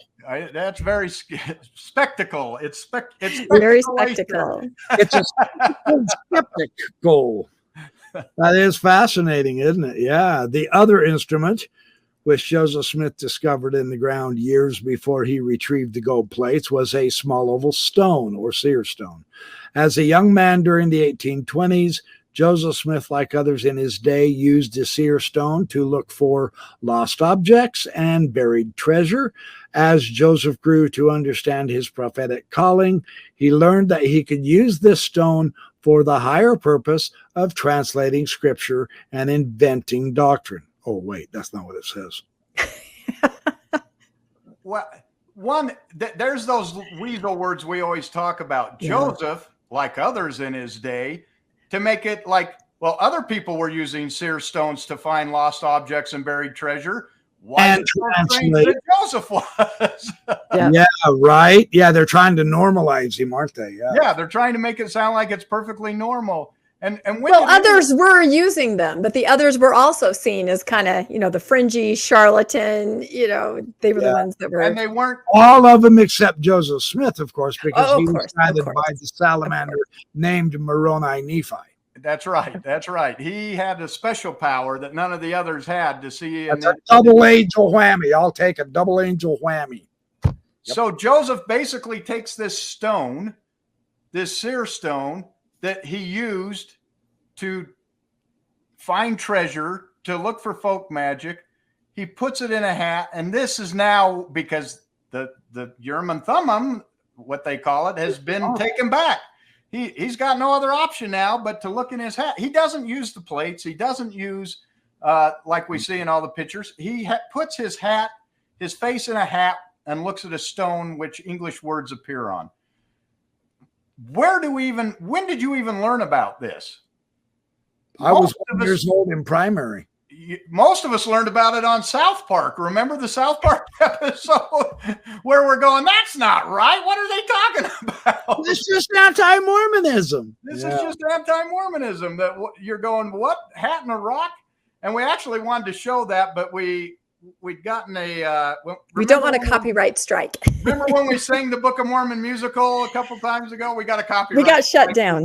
Well, I think they struck us just for our voices, but they said it was a copyright strike. Anyway, it was taken down regardless. So yeah, that happened. Decided we maybe shouldn't use the actual one because it's copyrighted. But I will say, if you have not seen, I don't know who in the universe hasn't, but if you haven't watched the South Park episode, Dum Dum Dum Dum, please just go Google it. It's hilarious. And it's the truth. That got to more people in the world than anything Mormon missionaries have ever done from Joseph Smith's day on to right now. Yeah. Why is it the first time we hear about this is on a cartoon show on TV? Because God's got a sense of humor. Yeah, I mean, it's just mind-blowing. I mean, everyone knew that the church knew this.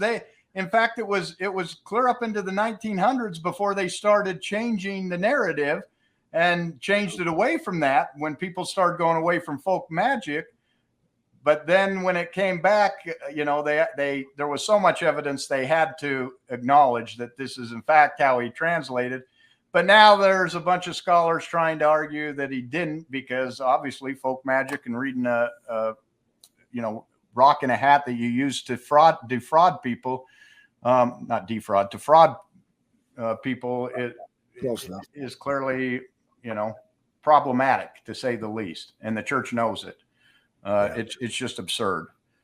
So can't argue with that. Okay. This one too, or you got it? Yeah, go ahead. I'll be happy to. Let's see. Hold on. I've got to get my Urim and Thummim. Apparently, for convenience, Joseph often translated with the single seer stone rather than the two stones bound together to form the interpreters. Stop right there. So God saved these all the way through the plates. He saved these breastplates. He served the spectacles. But they weren't real convenient, so he just used the rock in the hat instead. Yeah. After all that, generation after generation, but it's a great sacrifice. Yeah. Yeah, it sounds biblically magnificent, and that's part of the brainwash, I think. Yeah. Yep. So that's very interesting. These two instruments, the interpreters and the seer stone.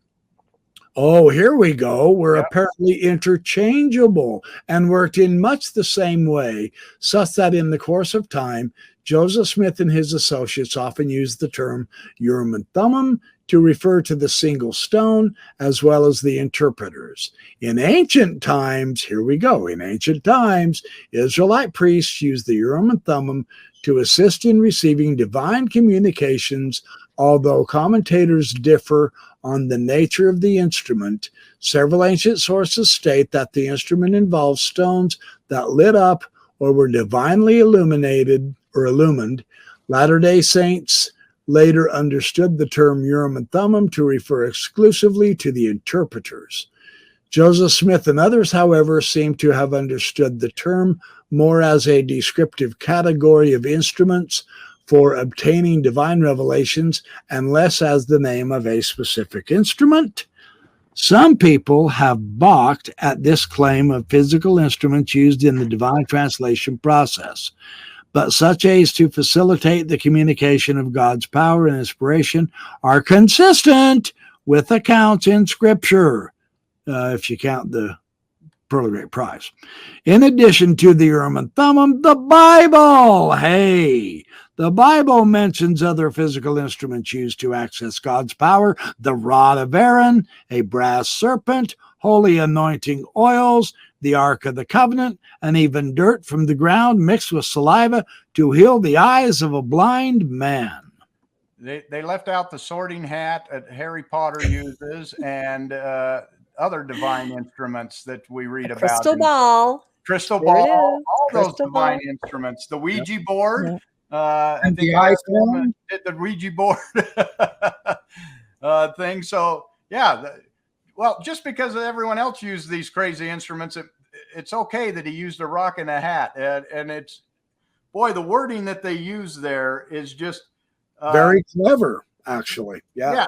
It fooled us for a few decades, right? absolutely. The Urim and Thummim were, it was used to describe instruments that were. Right. It's a category. It's a category, but it's a category. Urim and Thummim. It's two things, which No, say it together. Bible, Urim and Thummim. They were two stones, Urim and Thummim.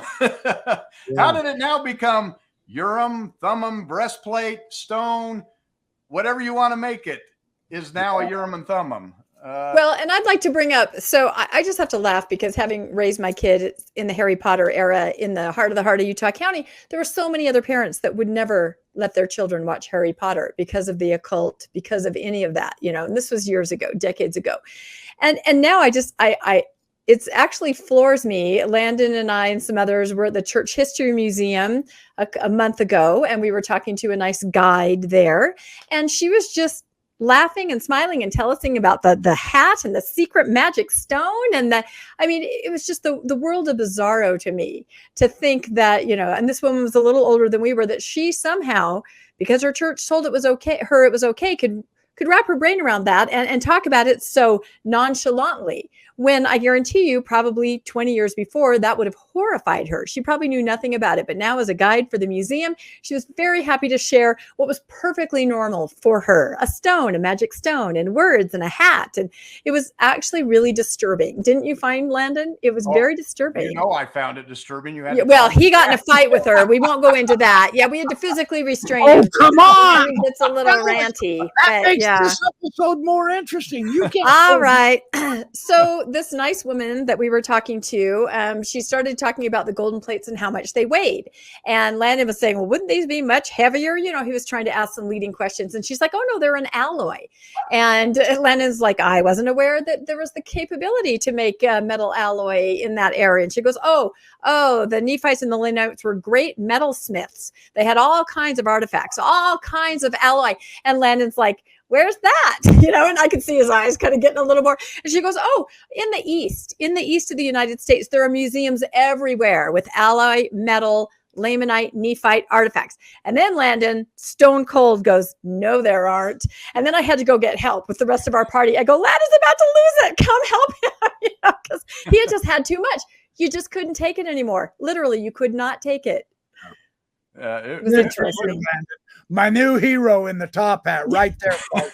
Take a look. Landon Brophy, the man. You're damn right.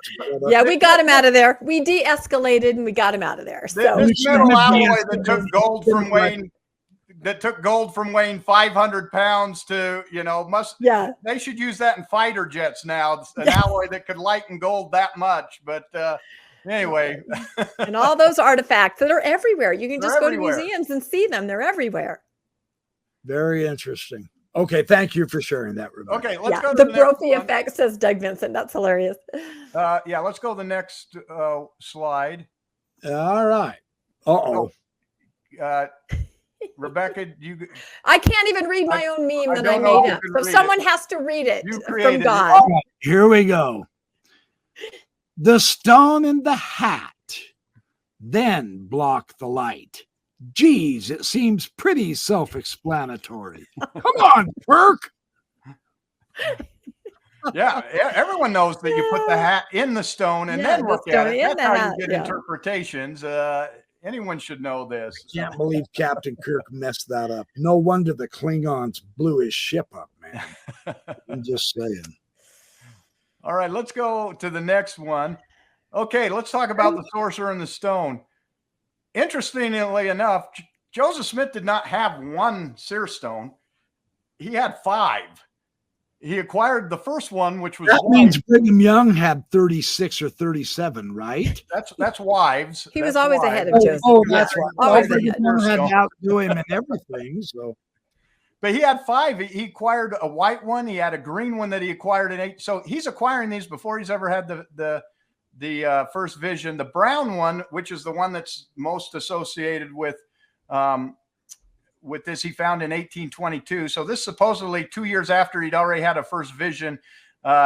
He actually found it while digging a well on Willard Chase's property, and he asked Willard Chase if he could borrow it, and then he refused to give it back. So it's basically a stolen article. Stolen stone. The seer stone. And once Willard Chase thought it actually had power, he wanted it back. Oh, wow, I want that stone. But everybody had a seer stone. Joseph had a seer stone. Lucy had a seer stone. W.W. Phelps, Sally Chase, Luman Walters, Hiram Page. It's like Oprah. You get a stone. You get a stone. Everybody gets a seer stone. That's these were just laying around everywhere. So evidently, all these sacred implements that they're talking about in the letter, you just can find anywhere, and anyone can have one. And you have a seer stone, and you can interpret. You can read things clearly. Well, I feel gypped. I know. You can have a seer stone too. In fact, Joseph Smith said every man should have their own seer stone. So Not you, Rebecca. Patriarchy. No, I have one. I have one. I'm the matriarchy, and I have one. And you know what it's telling me about you, Carrie? I don't know. Hold on, we've got to take a commercial break now, folks. I think it's saying Carrie is stoned. Yeah. Possibly. We don't know. We don't know. So yeah, seer stones were very common, and so these common implements are what we're using rather than the sacred instruments. And they weren't just for Mormons. No, they were for the priesthood power of God is not just for Mormons. That's a new doctrine. Well, that's certainly true at this point. Okay, you want to go to the next one? I'm just trying to look at the time here to make sure we. We're doing fine. We have to beat your old record of 2 hours and 99 minutes. No. We don't need to beat that.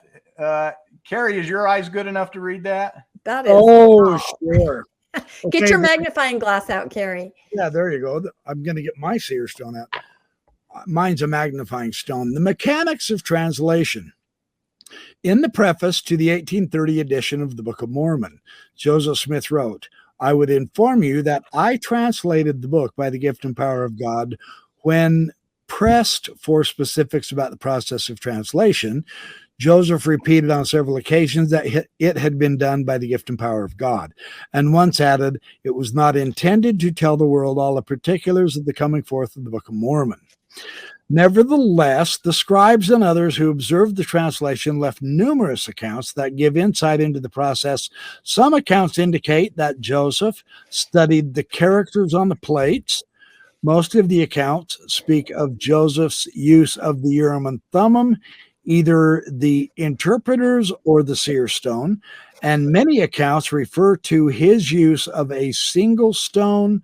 According to these accounts, Joseph placed either the interpreters or the seer stone in a hat, pressed his face into the hat to block out extraneous light, and read aloud the English words that appeared on the instrument. The process described brings to mind a passage from the Book of Mormon that speaks of God preparing a stone which shall shine forth in darkness unto light." Did anyone think about this Book of Mormon scripture when they heard about that? Absolutely. I did it all the time when I became a deacon. Yeah, you used to look at the stone in that. Oh yes, I remember the glowing stones in the hat interpretation in the Book of Mormon, which of course is written about itself. So he's describing the very process that he's just going to say that. It's easy to write that in. There will be a prophet arisen, Joseph. Oh, how ironic.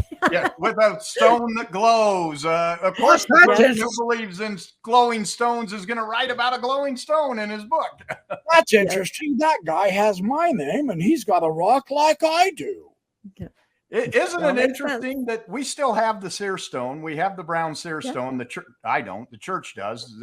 I borrowed this from the church. No, You stole it just like Joseph Smith stole it just like Joseph. But the Yeah. church has the seer stone in their possession. The church, or someone probably had the hat in the possession. How come God didn't take the hat and the seer stone back, but he took the breastplate, the sword of Laban, the Book of Mormon, the Liahona, all the other artifacts had to go back, but the artifacts that were contemporary to the day were just fine to be left alone, even though they were the primary tool that was used. This is the power that was used to translate. But it didn't have to go back to God, but the other that could have clearly proven a Book of Mormon or a divine origin, they all went back. Well, I can answer that question. I can answer that question because I have family members who believe that those things that you just mentioned are in a vault in the church office building being guarded by 2 Lamanite warriors. They are completely, no, don't laugh. They're serious. And No, I have conversations with them and I go, that's what they think. They were not taken back. They're simply being guarded for a time when they're going to be needed again. That's why we stopped seeing stories about the 3 Nephites, because 2 of them were in the vault guarding the 2 of them are in the freaking vault. They don't have time to change your tire. One can't do it. Exactly. Again, more the gymnastics, how you can know these things and not go, what? The hell, finish what the is going on? Yeah. Okay, let's go to so I'll read this. The scribes who assisted with the translation unquestionably believed that Joseph translated by divine power. Joseph's wife Emma explained that she frequently wrote day after day at a small table in their house in Harmony, Pennsylvania. She described Joseph sitting with his face buried in his hat, with the stone in it, and dictating hour after hour with nothing between us. According to Emma, the plates often lay on the table without any attempt at concealment, wrapped in a small linen tablecloth. If they were wrapped in a small linen tablecloth, wouldn't that be an attempt to conceal the That's the definition of a concealment. There is no way. There is just no way. I don't care what book you quote to me. There is no way Emma would not have peeked unless she was in on it. Yeah.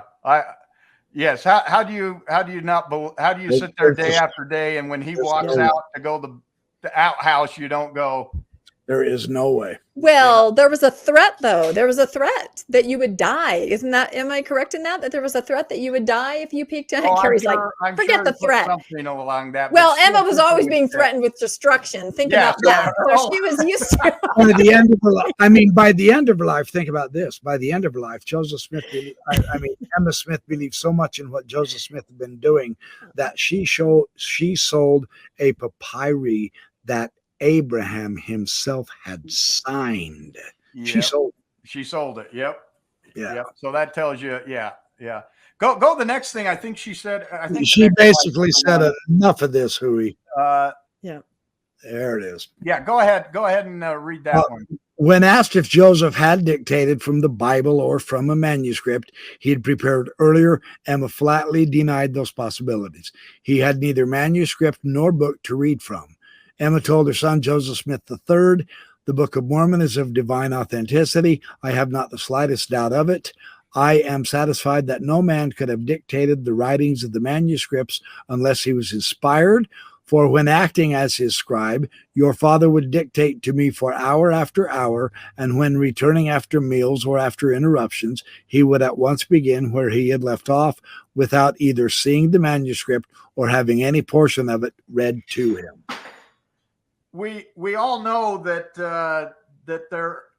the quotations from the Bible in the Book of Mormon come from the King James Version of the Bible, which wasn't translated for 1,500 years after, almost 2,000 years after they left Jerusalem. So how are errors in the King James Bible translation moved over into the Book of Mormon, especially if it's the most correct book? Why wouldn't he just have gotten the correct interpretation and interpreted it correctly? That's the question. And I think we've all heard that question come up before. Why did that happen, or how did that come in? I have the answer. All right. These are inspired mistakes, inspired errors. God Who says they're mistakes? Who says they're mistakes? That is very interesting. Yeah. Interesting. King James Bible got it right. It was wrong in the original, right? King James made the correction, and that's how he saw it. So that's so it's funny when you read the apologetics on it, they start saying, well, it's clear that when he started reading into that, he said, oh, this is already in the King James Bible. Everyone is already familiar with this passage. And so he went and wrote it. But she just said he didn't copy any of it from the Bible. Yeah. So you can't have it both ways. You can't put in the essay that he didn't copy from the Bible, and then in your apologetics say, oh, he recognized that from the Bible, so he just copied it from the Bible, and that's how it got in there. Besides, that's not translating an ancient text. There's no way the King James was ancient. That's the issue. Yeah. Oh, well, absolutely. And there's no reason if you've got a stone there telling you that you would say, oh, that's the King James version. I'm going to take my stone, put it away, and go get the King James Bible when I can just look at my stone and it'll read it right off to me. And they've even said in there that there was no copying from manuscript to manuscript. It was clear from the original publisher. And yet the apologetic answer is he copied it from the Bible. So there was copying from manuscript to manuscript. If you can't have both arguments, you have to take, you have to stick with one of your arguments. You maintain faith in the holy covenant path. You can have it both ways. Okay. So Russell Nelson. Let's go to the next one. I think we're getting close. Here we go. This is our favorite one. This is how the words would appear. They just appear on the rock, and he'd read them. Of course, there was no punctuation, evidently. There is on that seer stone. There is on that one. And, of course, Joseph Smith, Ovaltine, a crummy commercial, son of a bitch. So, obviously from Christmas Story, this comes from. So, Carrie, you want to read that one? Another scribe, Martin Harris, sat across the table from Joseph Smith and wrote down the words Joseph dictated. Harris later related that as Joseph used the seer stone to translate, sentences appeared. Joseph read those sentences aloud, and after penning the words, Harris would say, written. An associate who interviewed Harris recorded him saying that Joseph possessed a seer stone by which he was enabled to translate as well as from the Urim and Thummim, and for convenience, he then used the seer stone. And God, of course, wasn't against that because he preserved the Urim and Thummim for generation after generation after generation after generation. And he knew he was going to take him back anyway. So forget all that noise, Joe. Just use the rock. If anything, God is a God of convenience. There you go. Yeah. He never requires anything, too difficult. Whatever's easiest, just do that. Fascinating. Yes, and Martin Harris, the Deer Whisperer, we all know he had crazy ideas as well. Yeah. So the principal scribe, Oliver Cowdery, testified under oath in 1831 that Joseph Smith found with the plates from which he translated his book true transparent stones resembling glass set in silver bows, that by looking through these, he was able to read in English the reformed Egyptian characters which were engraven on the plates. If the stones were taken away, if the interpreters were taken away when Martin Harris lost them and they were never returned, I'm not sure how Oliver Cowdery saw these, but that's maybe something to dig into because I'm not sure. Oliver Cowdery came after Martin Harris and after the lost 116 pages. In the fall of 1830, Cowdery visited Union Village, Ohio, and spoke about the translation of the Book of Mormon. Soon thereafter, a village resident reported that the translation was accomplished by means of two transparent stones in the form of spectacles through which the translator looked on the engraving. However, again, when Oliver Cowdery was doing this, he was supposedly pretty much using the stone in the hat, didn't have the spectacles. So the spectacles just become a problem all over the place. The timelines don't seem to match.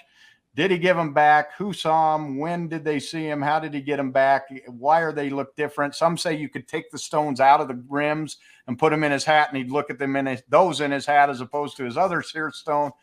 The stories are all over the place. And any way you slice it, it just looks steampunk. Have you seen those pictures? Yeah, that is steampunk. I think that's what Dr. Lundwall was asking for. Some steampunk goggles, which I will do for him. Yep. Well, let's see the next one. Oh, wow. You want me to read this one? You can read them, yes. You have a fresh voice. What the F is a Moroni? And how the hell did it get on my bridge? Number one? Oh, my. Which is the Urim and which is the Thummim? Hell if I know, he says. Nor does anyone else in the church seem to know. Okay, here's what we can do. We can say one trans, the other lates. There you go. It's late. That's it. Okay, let's go to the next. I think we're So we're at the conclusion. Awesome. This is the conclusion of what the gospel topics essay says on this. It says Joseph Smith consistently testified that he translated the Book of Mormon by the gift and power of God. His scribes shared that testimony. The angel who brought news of an ancient record on metal plates buried in a hillside and the divine instruments prepared especially for Joseph Smith to translate were all part of what Joseph and his scribes viewed as the miracle of translation, and it certainly was. When he sat down in 1832 to write his own history for the first time, he began by promising to include an account of his marvelous experience. The translation of the Book of Mormon was truly marvelous. The truth of the Book of Mormon and its divine source can be known today.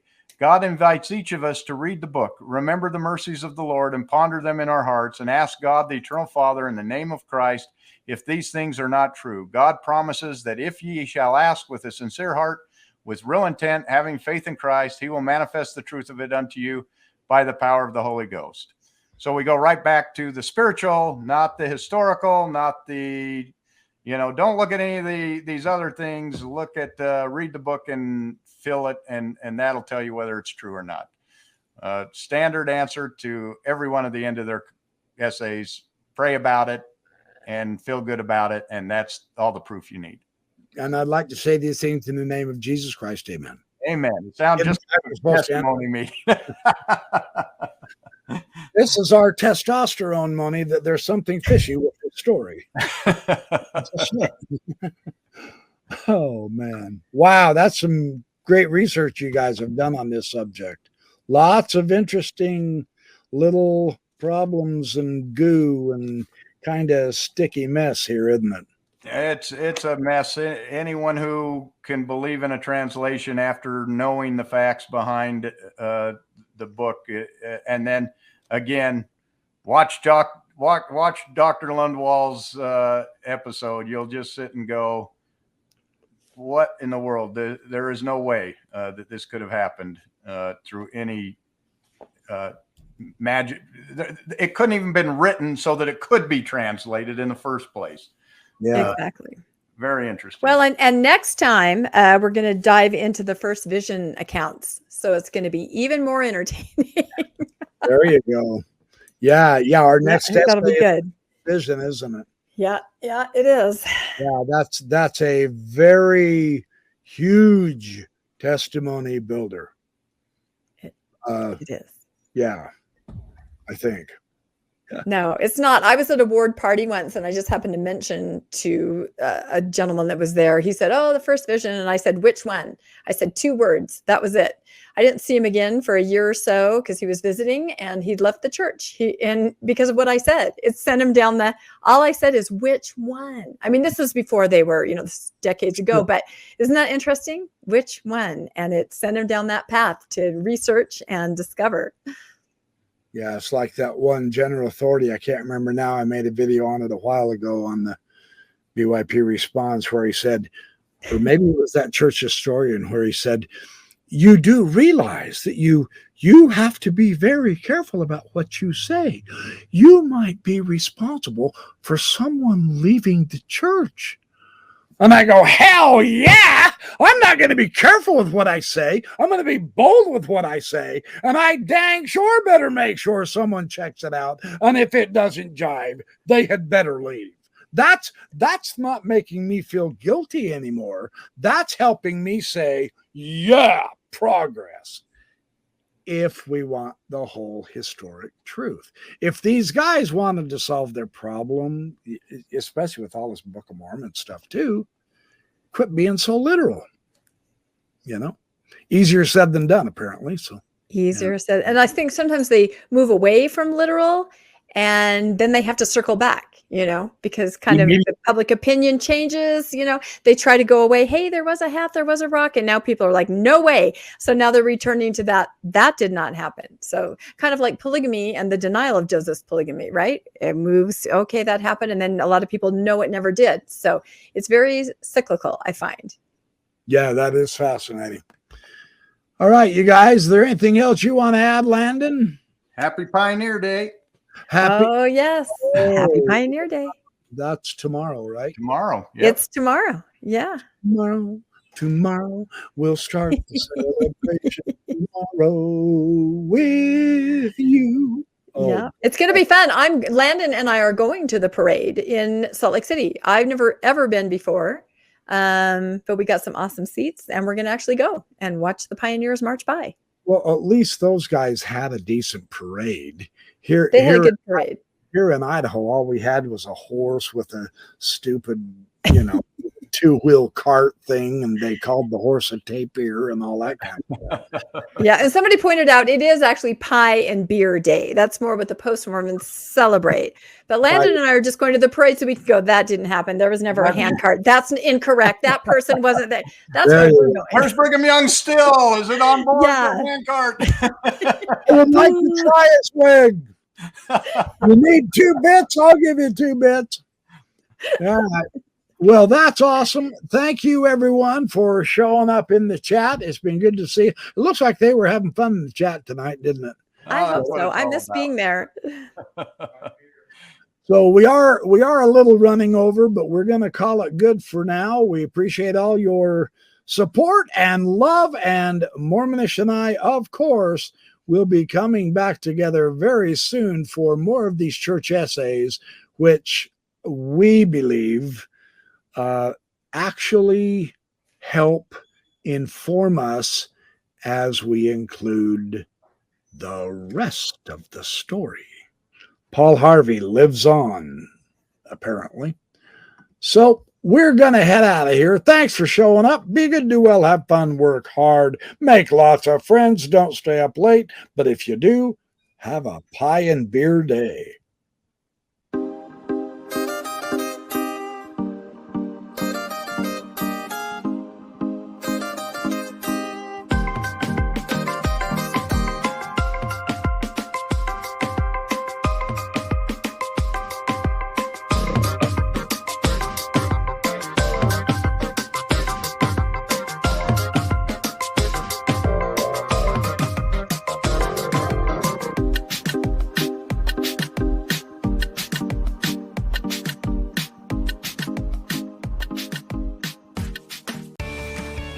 Thanks for joining us for another episode of Mormonish. We really appreciate our listeners and would love to hear from you if you have a story you'd like to share. You can email us at mormonishpodcast@gmail.com. You can also find us on Facebook, Instagram, and on our website, mormonishpodcast.org. And don't forget to look for us on YouTube and like and subscribe. Keep joyful, everybody.